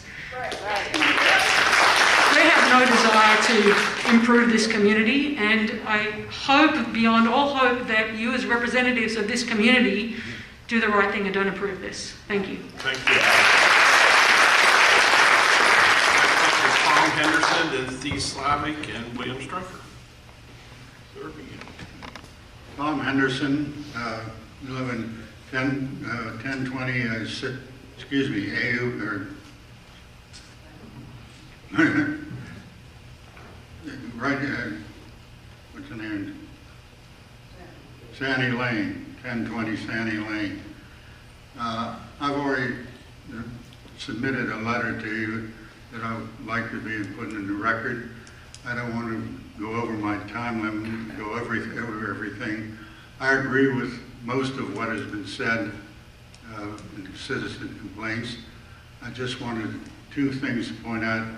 They are trying to say that Black Rock, Mount Etna Road, is the same as Robinwood Road. I don't think they are. They're two separate communities, and I don't think you can munch them together to fit their desires.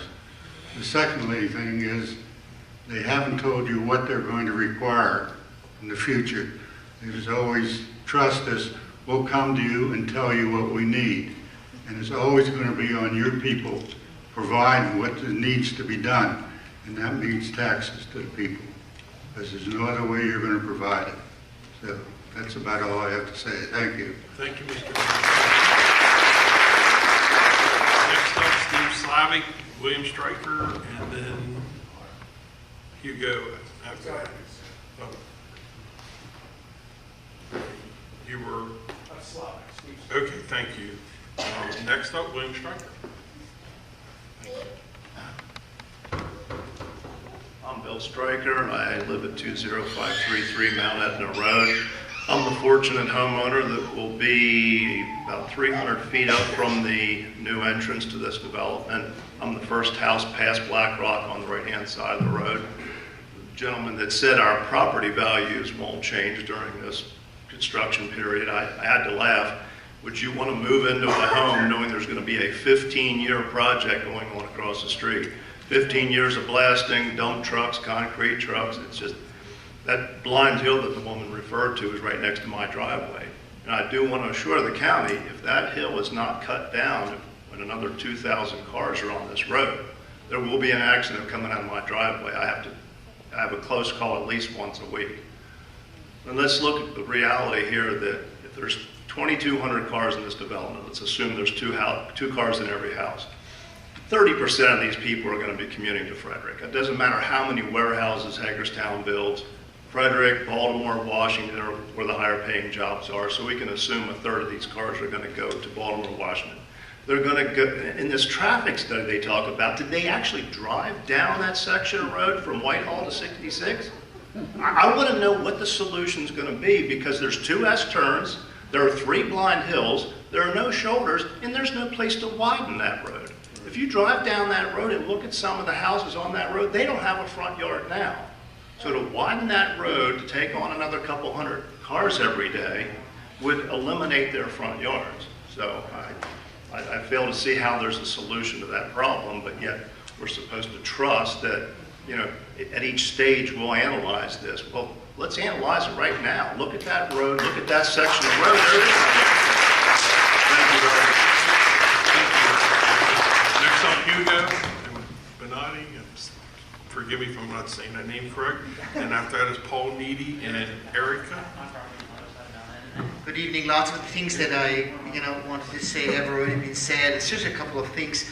On the last hearing where it irritated me tremendously when you come up with your antiquated lifestyle. We all live there and we love our lifestyle. So don't come with that. This is just pure arrogance or what drives you there. It's pure greed.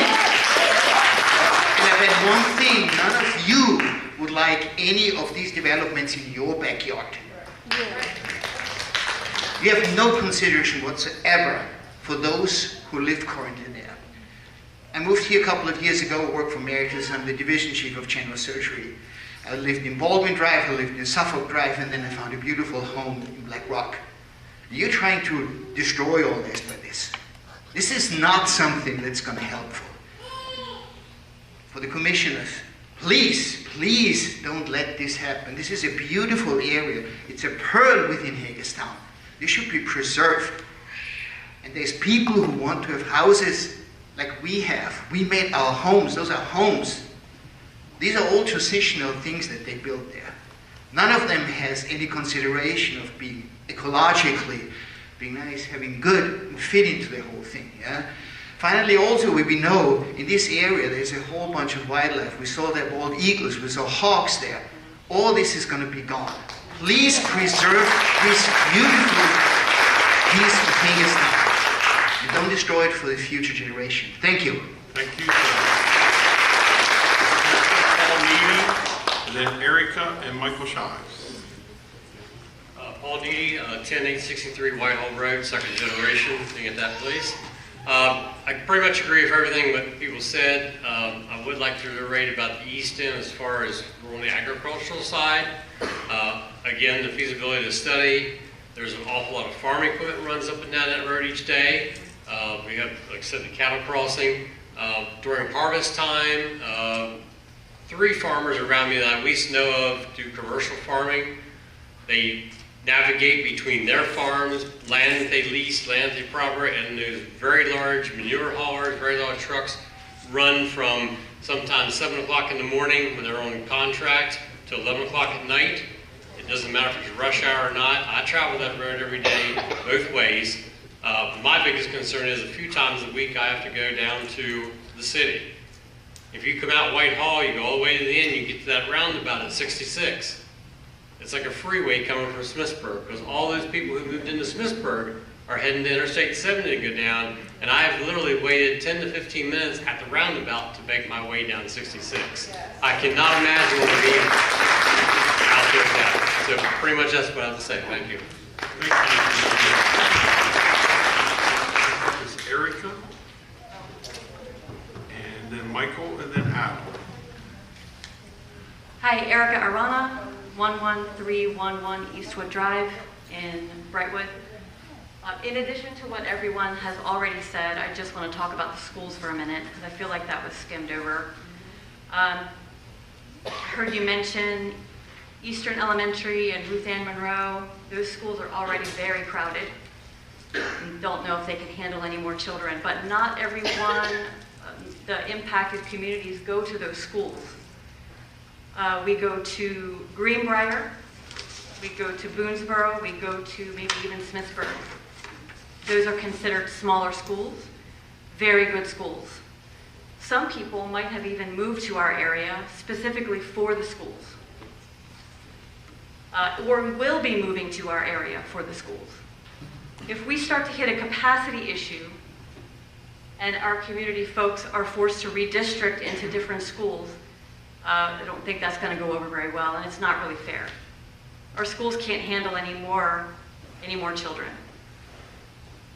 That's all. Thank you. Thank you. Next up, Michael Shives, and Adam Lane, and Randy Racker. Next, sir.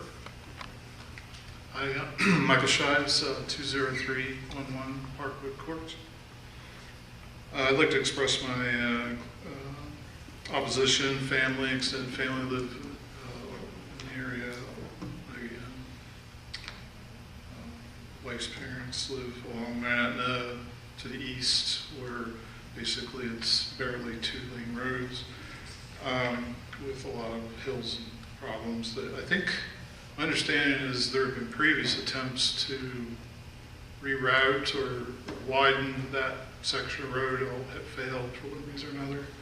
So that's no easy task, from what I understand, to get access, like was mentioned earlier, to get access to 70 for people going south. So, which a large portion of those people probably would be. So I guess the main buzzword is proposed PUD is incompatible with surrounding properties. One is, you got farms, dairy farms, cow crossings. There's a Mennonite farm, I think at least one. And I understand Mennonites don't get, they don't believe in going to public events, so they might not be here, but I'd like to speak up for him. In that family, I don't think it's compatible with their lifestyle at all.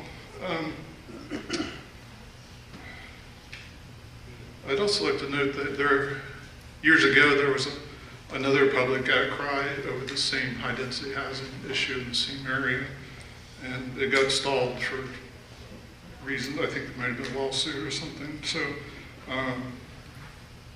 not sure what all happened there. So it is out of character with the neighborhood. It's mostly single-family homes in this whole section of the area where this would be.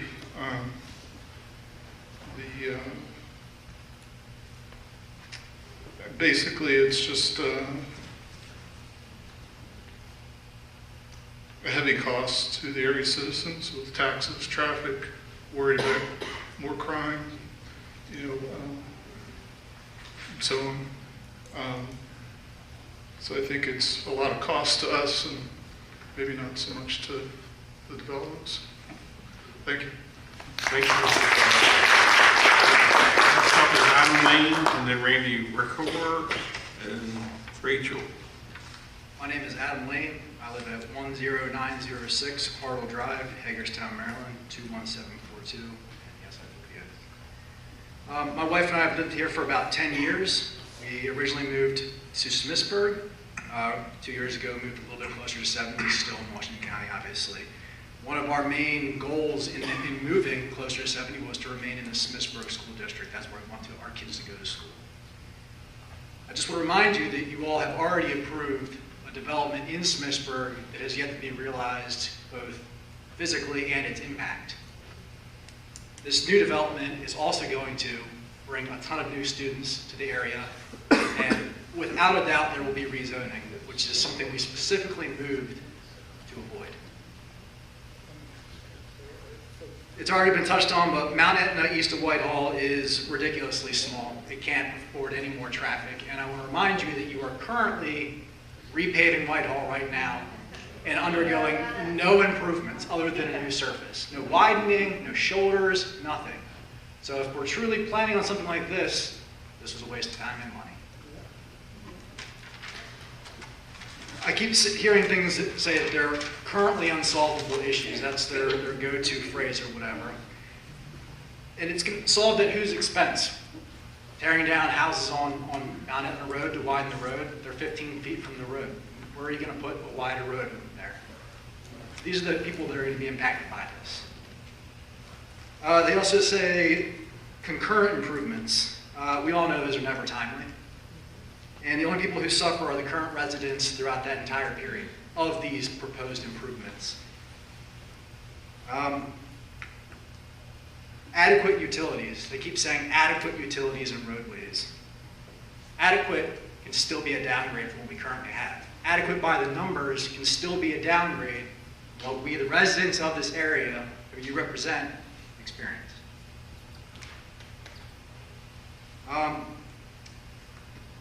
I'll just touch on it real quick. If they truly believe that everyone's going to the warehouses to work, I don't know why you would choose to go out the east entrance of the community. I don't even live in Black Rock, and it floors me that they would assert that that would happen. If everyone's going right, they're going to go out the shorter entrance, without a doubt. And I'll just come out and say it. If you all want to boost up Hagerstown, the last thing Hagerstown needs is more low-income housing.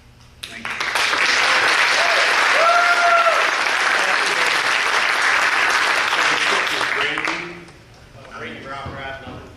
Okay, thank you. I appreciate that. Sorry if I mispronounced your name.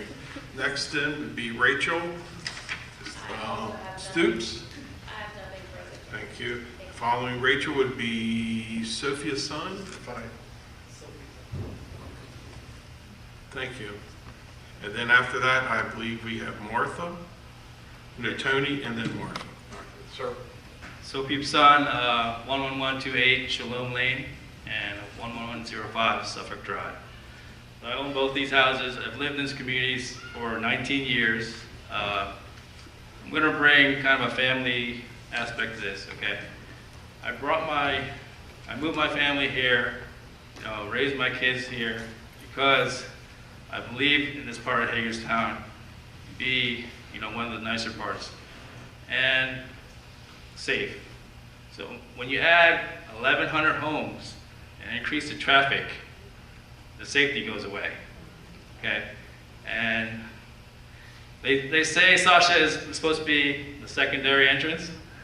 I guarantee you, it will be the primary entrance, okay? Because all the traffic is gonna go through that road. And it's not fair to the people that live on that street that have a quiet neighborhood to have 2,000, 4,000 cars going through that road on a daily basis. And, you know, I agree with everything that has been said by the people here. You know, the homes are not the same, okay? They don't comply to the current HOA that is what Black Rock Estate is right now, okay? And that's the only community that directly connects to this new community. So, unless you can have, you know, all brick homes that are single family, it's not gonna comply, okay? And we moved our family to that community because of that reason. Not because we wanna live, you know, next to a community or attached to a community that has townhouses, okay? And then the age requirement section, if you look at, you know, the current one that's there, Greenwich Park, that was supposed to be age requirement, is no longer age requirement, okay? So that can change at any time. So I don't believe any of that. And thirdly, I really think that they haven't done their homework on this, okay? They say that the traffic is gonna be appropriate for the community. What's appropriate? What's acceptable? It's not acceptable to me, okay? I currently live in a quiet neighborhood. I don't wanna live in a D-traffic neighborhood, okay? That's bottom line. So, you know, unless, you know, they can show me otherwise, you know, I really have to be against this. Thank you. Next up, we have Tony Wallace, and I believe Martha, then a Mr. Patel. Good evening, everyone. To the county commissioners, you live in Washington County, am I right? Amen. All of these citizens back here lives even the Black Rock community or the surrounding community that this development is going to impact. These men, this company, is going to build, they're going to take their money and run. They're taking money and run. They're promising us everything they believe that we want to hear. We're not against development, we're against that great development. All right? All right, the master plan, they had an agreement to do 500 and something homes. Why such a great increase now? It's a money grab. Hagerstown is building all of these massive warehouses, and it wasn't predicated on them building their houses. They built the warehouses way ahead of time. They seen a money grab where they added 600 more units to this 590 units, or how many units they have. All I'm trying to say is that you live here, I live here, protect your citizens. Don't allow this to go through. I'm from Baltimore, Maryland. I got 4 kids, 3 daughters and a son. I rode from a bullet-ridden city to move to Hagerstown that my one son wouldn't get caught up in a gang. He moved to Hagerstown, he prospered, he's now a teacher in Baltimore, he got his college degree, he moved here in a safe environment. Once you build those homes and people can find cheap rent or cheap houses, they're coming from Baltimore, they're coming from DC, they're coming from Frederick, they're coming in all corners to live here. Now, I'm not against people bettering themselves, but who do you know is coming? If you could get a person that can afford a $900 or $1,200 unit, they are coming. So it's your job to say whether they build or not.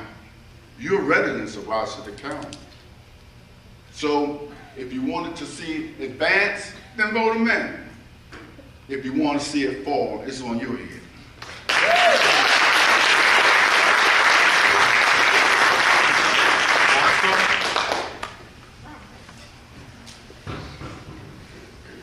Thank you. Next up is Mr.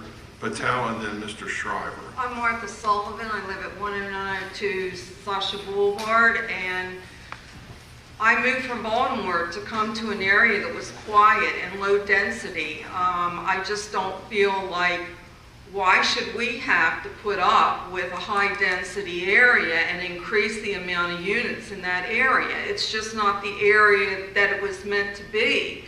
It's not compatible, not at all compatible. Apartments are not compatible with Black Rock at all. You're asking for crime, you're asking for higher traffic problems. The police are never there to monitor the speeding that goes on anyway. I live right at the corner of Sasha and Mount Etna, and I know the speeding that goes on every single weekend, and it's unbelievable. All the noise. And with these new units, additional units, it's just going to cause chaos in the building format, and then 15 years down the road. Don't plan in segments. Plan it in an overall pattern. You can't just go along a year at a time and add on, add on, add on. Our water pressure is terrible. It's never gotten any way improved since I've lived there. Address the current problems. Police monitoring, water pressure. Do that, but don't keep increasing high density and cause more problems down the road. Thank you. Thank you.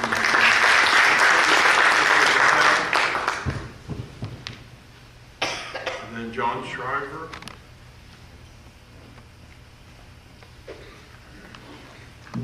My name is Jatian Patel. I live 10905 Sasha Boulevard. My main concern is the Sasha Boulevard is not that wide enough. Right now, I literally measure with my measure tab. It's 35 feet wide. They're talking about 60 feet wide. It is not that wide enough to support that much big traffic. And another thing is the kiosk. Like 15 years down the road, this whole neighborhood, 1,100 unit, it's coming behind that community. The whole neighborhood, after 10, 15 years, it's gonna create big chaos. I moved here just a few months ago because of the better schooling. I can tell you that existing schooling cannot support this big load. So I just don't support this bill. Thank you. Mr. Shriver, John Shriver.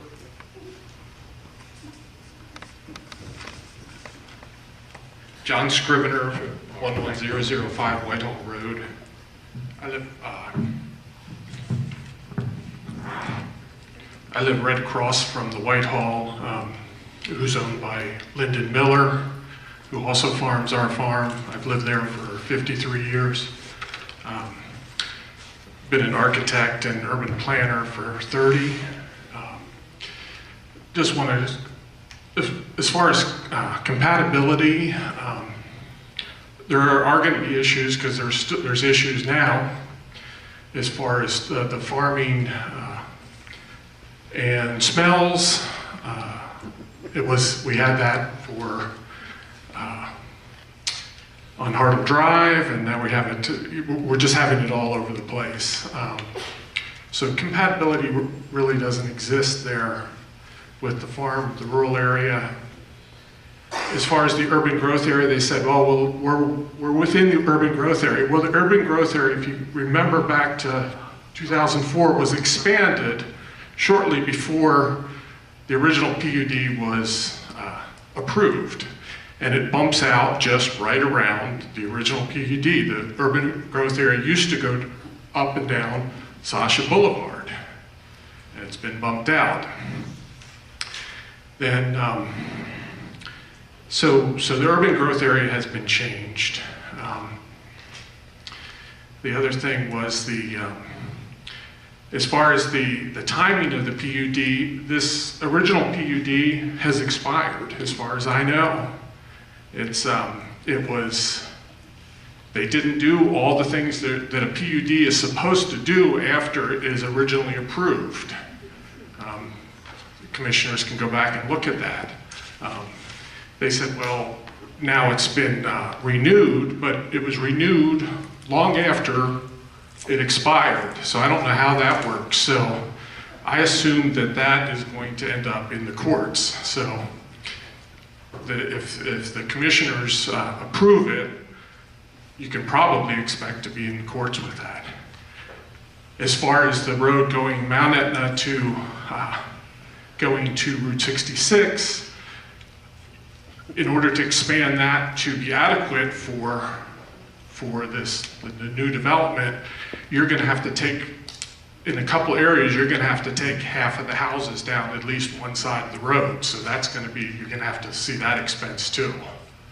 So those are the only things I really had in addition to what other people talked about. Thank you. Before we go to the applicant's testimony, is there anyone who has not spoken tonight who would like to come forward before we proceed? Please come forward and state your name and address for the record, sir.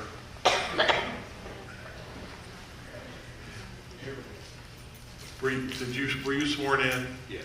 Thank you. Thank you for the reminder. My name is Harold Breidenauer. I live at 11047 Whitehall Road. My family built a house on that road in 1968. I moved there when I was 4 years old. I built a house next to it. I've been there 22 years. I agree with everything that's been said. You know, expansion has its place. We need expansion. I can't deny any of that. What I can deny is if you think a 55, 60-year-old man is going to work in these warehouses that's being built to pay that mortgage for a $325,000 single home, you're crazy. I mean, I don't know about the rest of you, but I can't do that work anymore. I mean, that's just not a feasible thought. So for you to tell me you're building all these warehouses so that I have a job, that ain't gonna happen. I beg you all, please consider all this. A lot of good things said tonight. Thank you for your time. Appreciate it. Is there anyone else who hasn't had the opportunity to speak would like to come forward? If not, I will move forward with the applicants. Can someone add? Oh, please come forward. Can I add to something? You please come forward. And have you been sworn in? Yeah, I already spoke. Well, I'd rather not go a second time around. Oh, okay, very good. If you're okay with that. Thank you. Because I'd have to provide the opportunity for all. So thank you for your understanding. Seeing no one else to come forward, I will now turn it over to the applicant for your rebuttal. Thank you, everyone.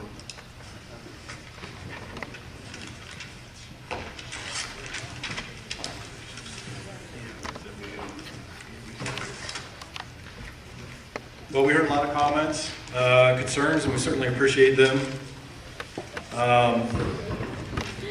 You know, I've got 3 pages of notes here, so I'll try to skim through them and get to the meat and potatoes. I'm a lifelong resident of Washington County. Grew up in Clear Spring, went to high school at Clear Spring, went to college right here. Live off Robinwood Drive for 5 years, and now I presently live in Keysville. So I do know this area very well, and it's very important to me that this development gets designed and planned and developed correctly. Can I talk, please?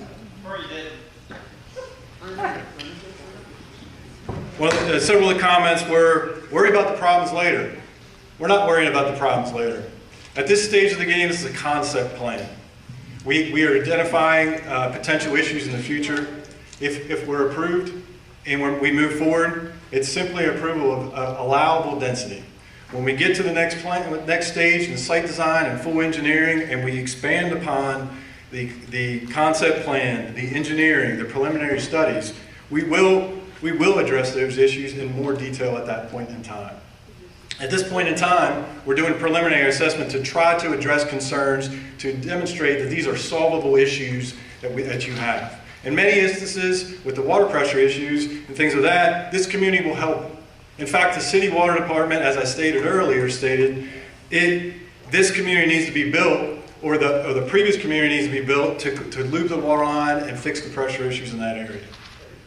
We have comments back from those city water and sewer departments stating as much. Let me clarify that there's several comments on Sasha Boulevard. It's a 60-foot right-of-way. The paved area may be 36 feet, but it's a 60-foot right-of-way that is out there. You know, our hope is, and from what we see, is that the jobs are being created here. Traffic is created here. The houses are for people that are going to live in this community. Not for Frederick, not for other counties beyond. And sure, there's a portion of people that may commute to those areas, but these are for jobs that are being created here. And whether they get the development gets built here or 10 other places around the county, the jobs are being created here, and residents will be here. Impacts to the school will be across the county, and they will need to be addressed one way or the other. I've heard this many, many times in the comments, low-income housing. This is not a low-income housing project. These houses right now in the surrounding area will go for anywhere from $350,000 to upwards of $500,000 for a single-family home. Townhomes in the upper twos, low threes. Age-restricted duplex homes right now in Rosewood Village are going for almost $400,000. All of these are planned here. Just because there's multifamily in this project does not mean it's low-income housing. And to address the multifamily component of this and in compatibility, the existing approved PUD has all of the housing types that we are proposing. We are just expanding upon them and planning them in a much better manner than what was designed before. The impact of Sasha Boulevard is clearly a problem based on the approved plan that there is today, with 200 homes that go down through there. Our plan, as demonstrated by Mr. Davis, pushes all the traffic out to the Mount Etna Road, out the front entranceway, and only has a small portion of it that will face Sasha Boulevard. It is harder through an engineered design to go out and around. It's not the path of least resistance. And we heard many times that the engineering studies are wrong. All of the plans in this entire community, in this county, are based on engineering studies. We have to believe that.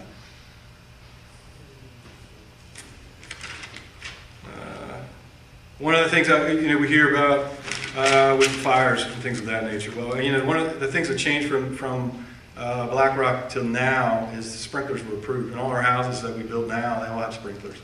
We'll have to deal with that with the water pressure issues as well. So the APFO, one of the things we want to make clear again, is that we have to meet the APFO ordinance.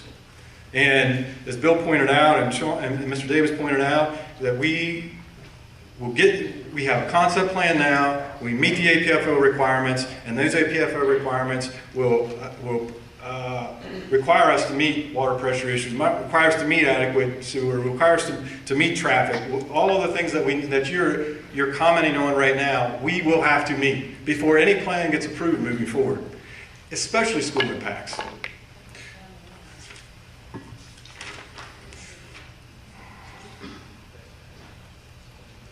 Got a lot of comments, I'm sorry.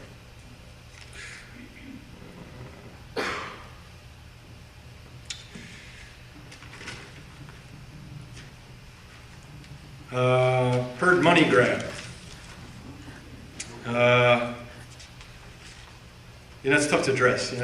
We are for profit, as any businesses in this area. We are for profit, but at the same time, there's a great need here, and the plan that's already approved, that's existing today, is antiquated. So you can have that plan, and we can develop that plan, and you can have 600 homes in your backyard that are not well planned out, that'll rifle your way through your communities and onward. We'll meet the same APFO requirements. But we can create a master plan with your input and your help and the commissioner's help. That's our approach here. That's what we're trying to do. And understanding that there's a lot of opposition to this, as I would be too. But at the same time, I think that we've reached out and done a lot of community outreach as far as neighboring communities, and we've shared this and we've gotten input. And we're never gonna meet everybody's desires. We're never, in the handful that's here today and the comments that we've got, you're never gonna be happy. But we can address a lot of these comments and a lot of these concerns once we get into site plan and design. Master plans are the benefits of a master plan community like this and the long-term growth, which is going to happen here regardless of the approval of this plan or not, what's going to happen in this area, the benefits are enormous. We can plan for school impacts. You know that at the end of the day, there will be 1,148 homes here potentially or less. And you know that the impacts in time over 10 to 15 year period, we can plan for that. We can plan for the infrastructure upgrades. None of these impacts hit today. They hit in years out. There are pre-existing conditions that we'll address, as we addressed with the traffic concerns. Understood there are some intersections that need improvement. We understand that. We address that. It's very preliminary right now. Well, once we understand in a full design how many units we can put on this plan, we'll study that impact, and the traffic study gets updated with each plan. Because then we'll start understanding where people are going. Our hope is that we're going to address the needs of the residents that are coming to this area, the employees that are coming to this area, and that the traffic and the concerns will stay here.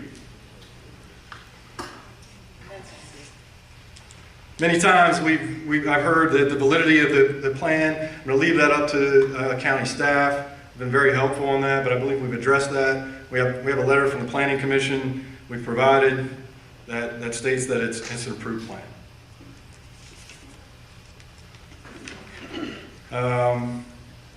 One of the things I'll leave you with is that, I heard a lot that who's going to pay for everything? It's expensive development. And as part of the APFO, every lot here gets taxed $3,000. It's $3.5 million that goes into the school system, or a large portion of it.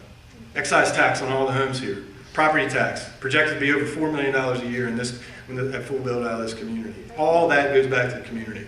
We are open to paying our fair share of the cost of any impacts in this community. Pre-existing upgrades, things of that nature. Unfortunately, at this point in time, we're at concept plan stage, and once we get past concept plan stage and we get into full design and we recognize the realistic impacts based on the design and the engineering work, we can then identify the cost impacts, and then we can come up with a solution to those impacts. But the way the APFO sits out, they're all solvable issues, and that's what we're presenting today. Every issue, every concern is solvable. And we will solve them before we are approved to move forward at site plan stage. In conclusion, we're extremely committed to this project. The county has committed itself to economic growth. The amount of projects and commercial projects that have been approved in the last 2 years is staggering. And not only in this area, but the 81 corridor. But you have to look at the housing needs that it will demand, because the benefits that you have with those businesses, they need housing to support them over time, or they will slowly disappear. And then we'll be left with empty warehouses and bigger problems down the road. Thank you for your time. Thank you. Next, do the commissioners have any questions? I do have one for DRB. Did I hear you say that the water problem wouldn't be fixed unless, maybe I misheard that, unless you were available, you built? Yes, they said that. They said that.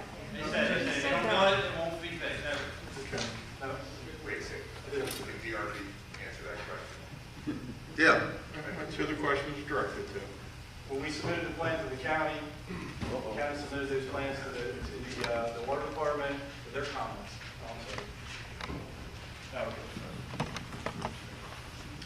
So when we submitted the plans, and Ms. Baker could speak to this, when we submitted the plans, we got comments back from the city water department and the city sewer department. And their comment back was that the majority of the comments that were made in the 2008 plan would apply here and would assist in improving the water pressure and the volume issues. Of those comments were upgrades to pump station number 6, potential water tower, and improvements to the mainline construction out in that area, and the loop from Mount Etna to Woodbridge Community. Thank you. Commissioners, any other questions? Hearing none, the public hearing is now concluded and the record is closed. Thank everyone for participating tonight. I appreciate you all being here. The commissioners will now act on this application at a later date. Thank you very much. Motion to adjourn. Is there a second? All in favor, say aye. Aye.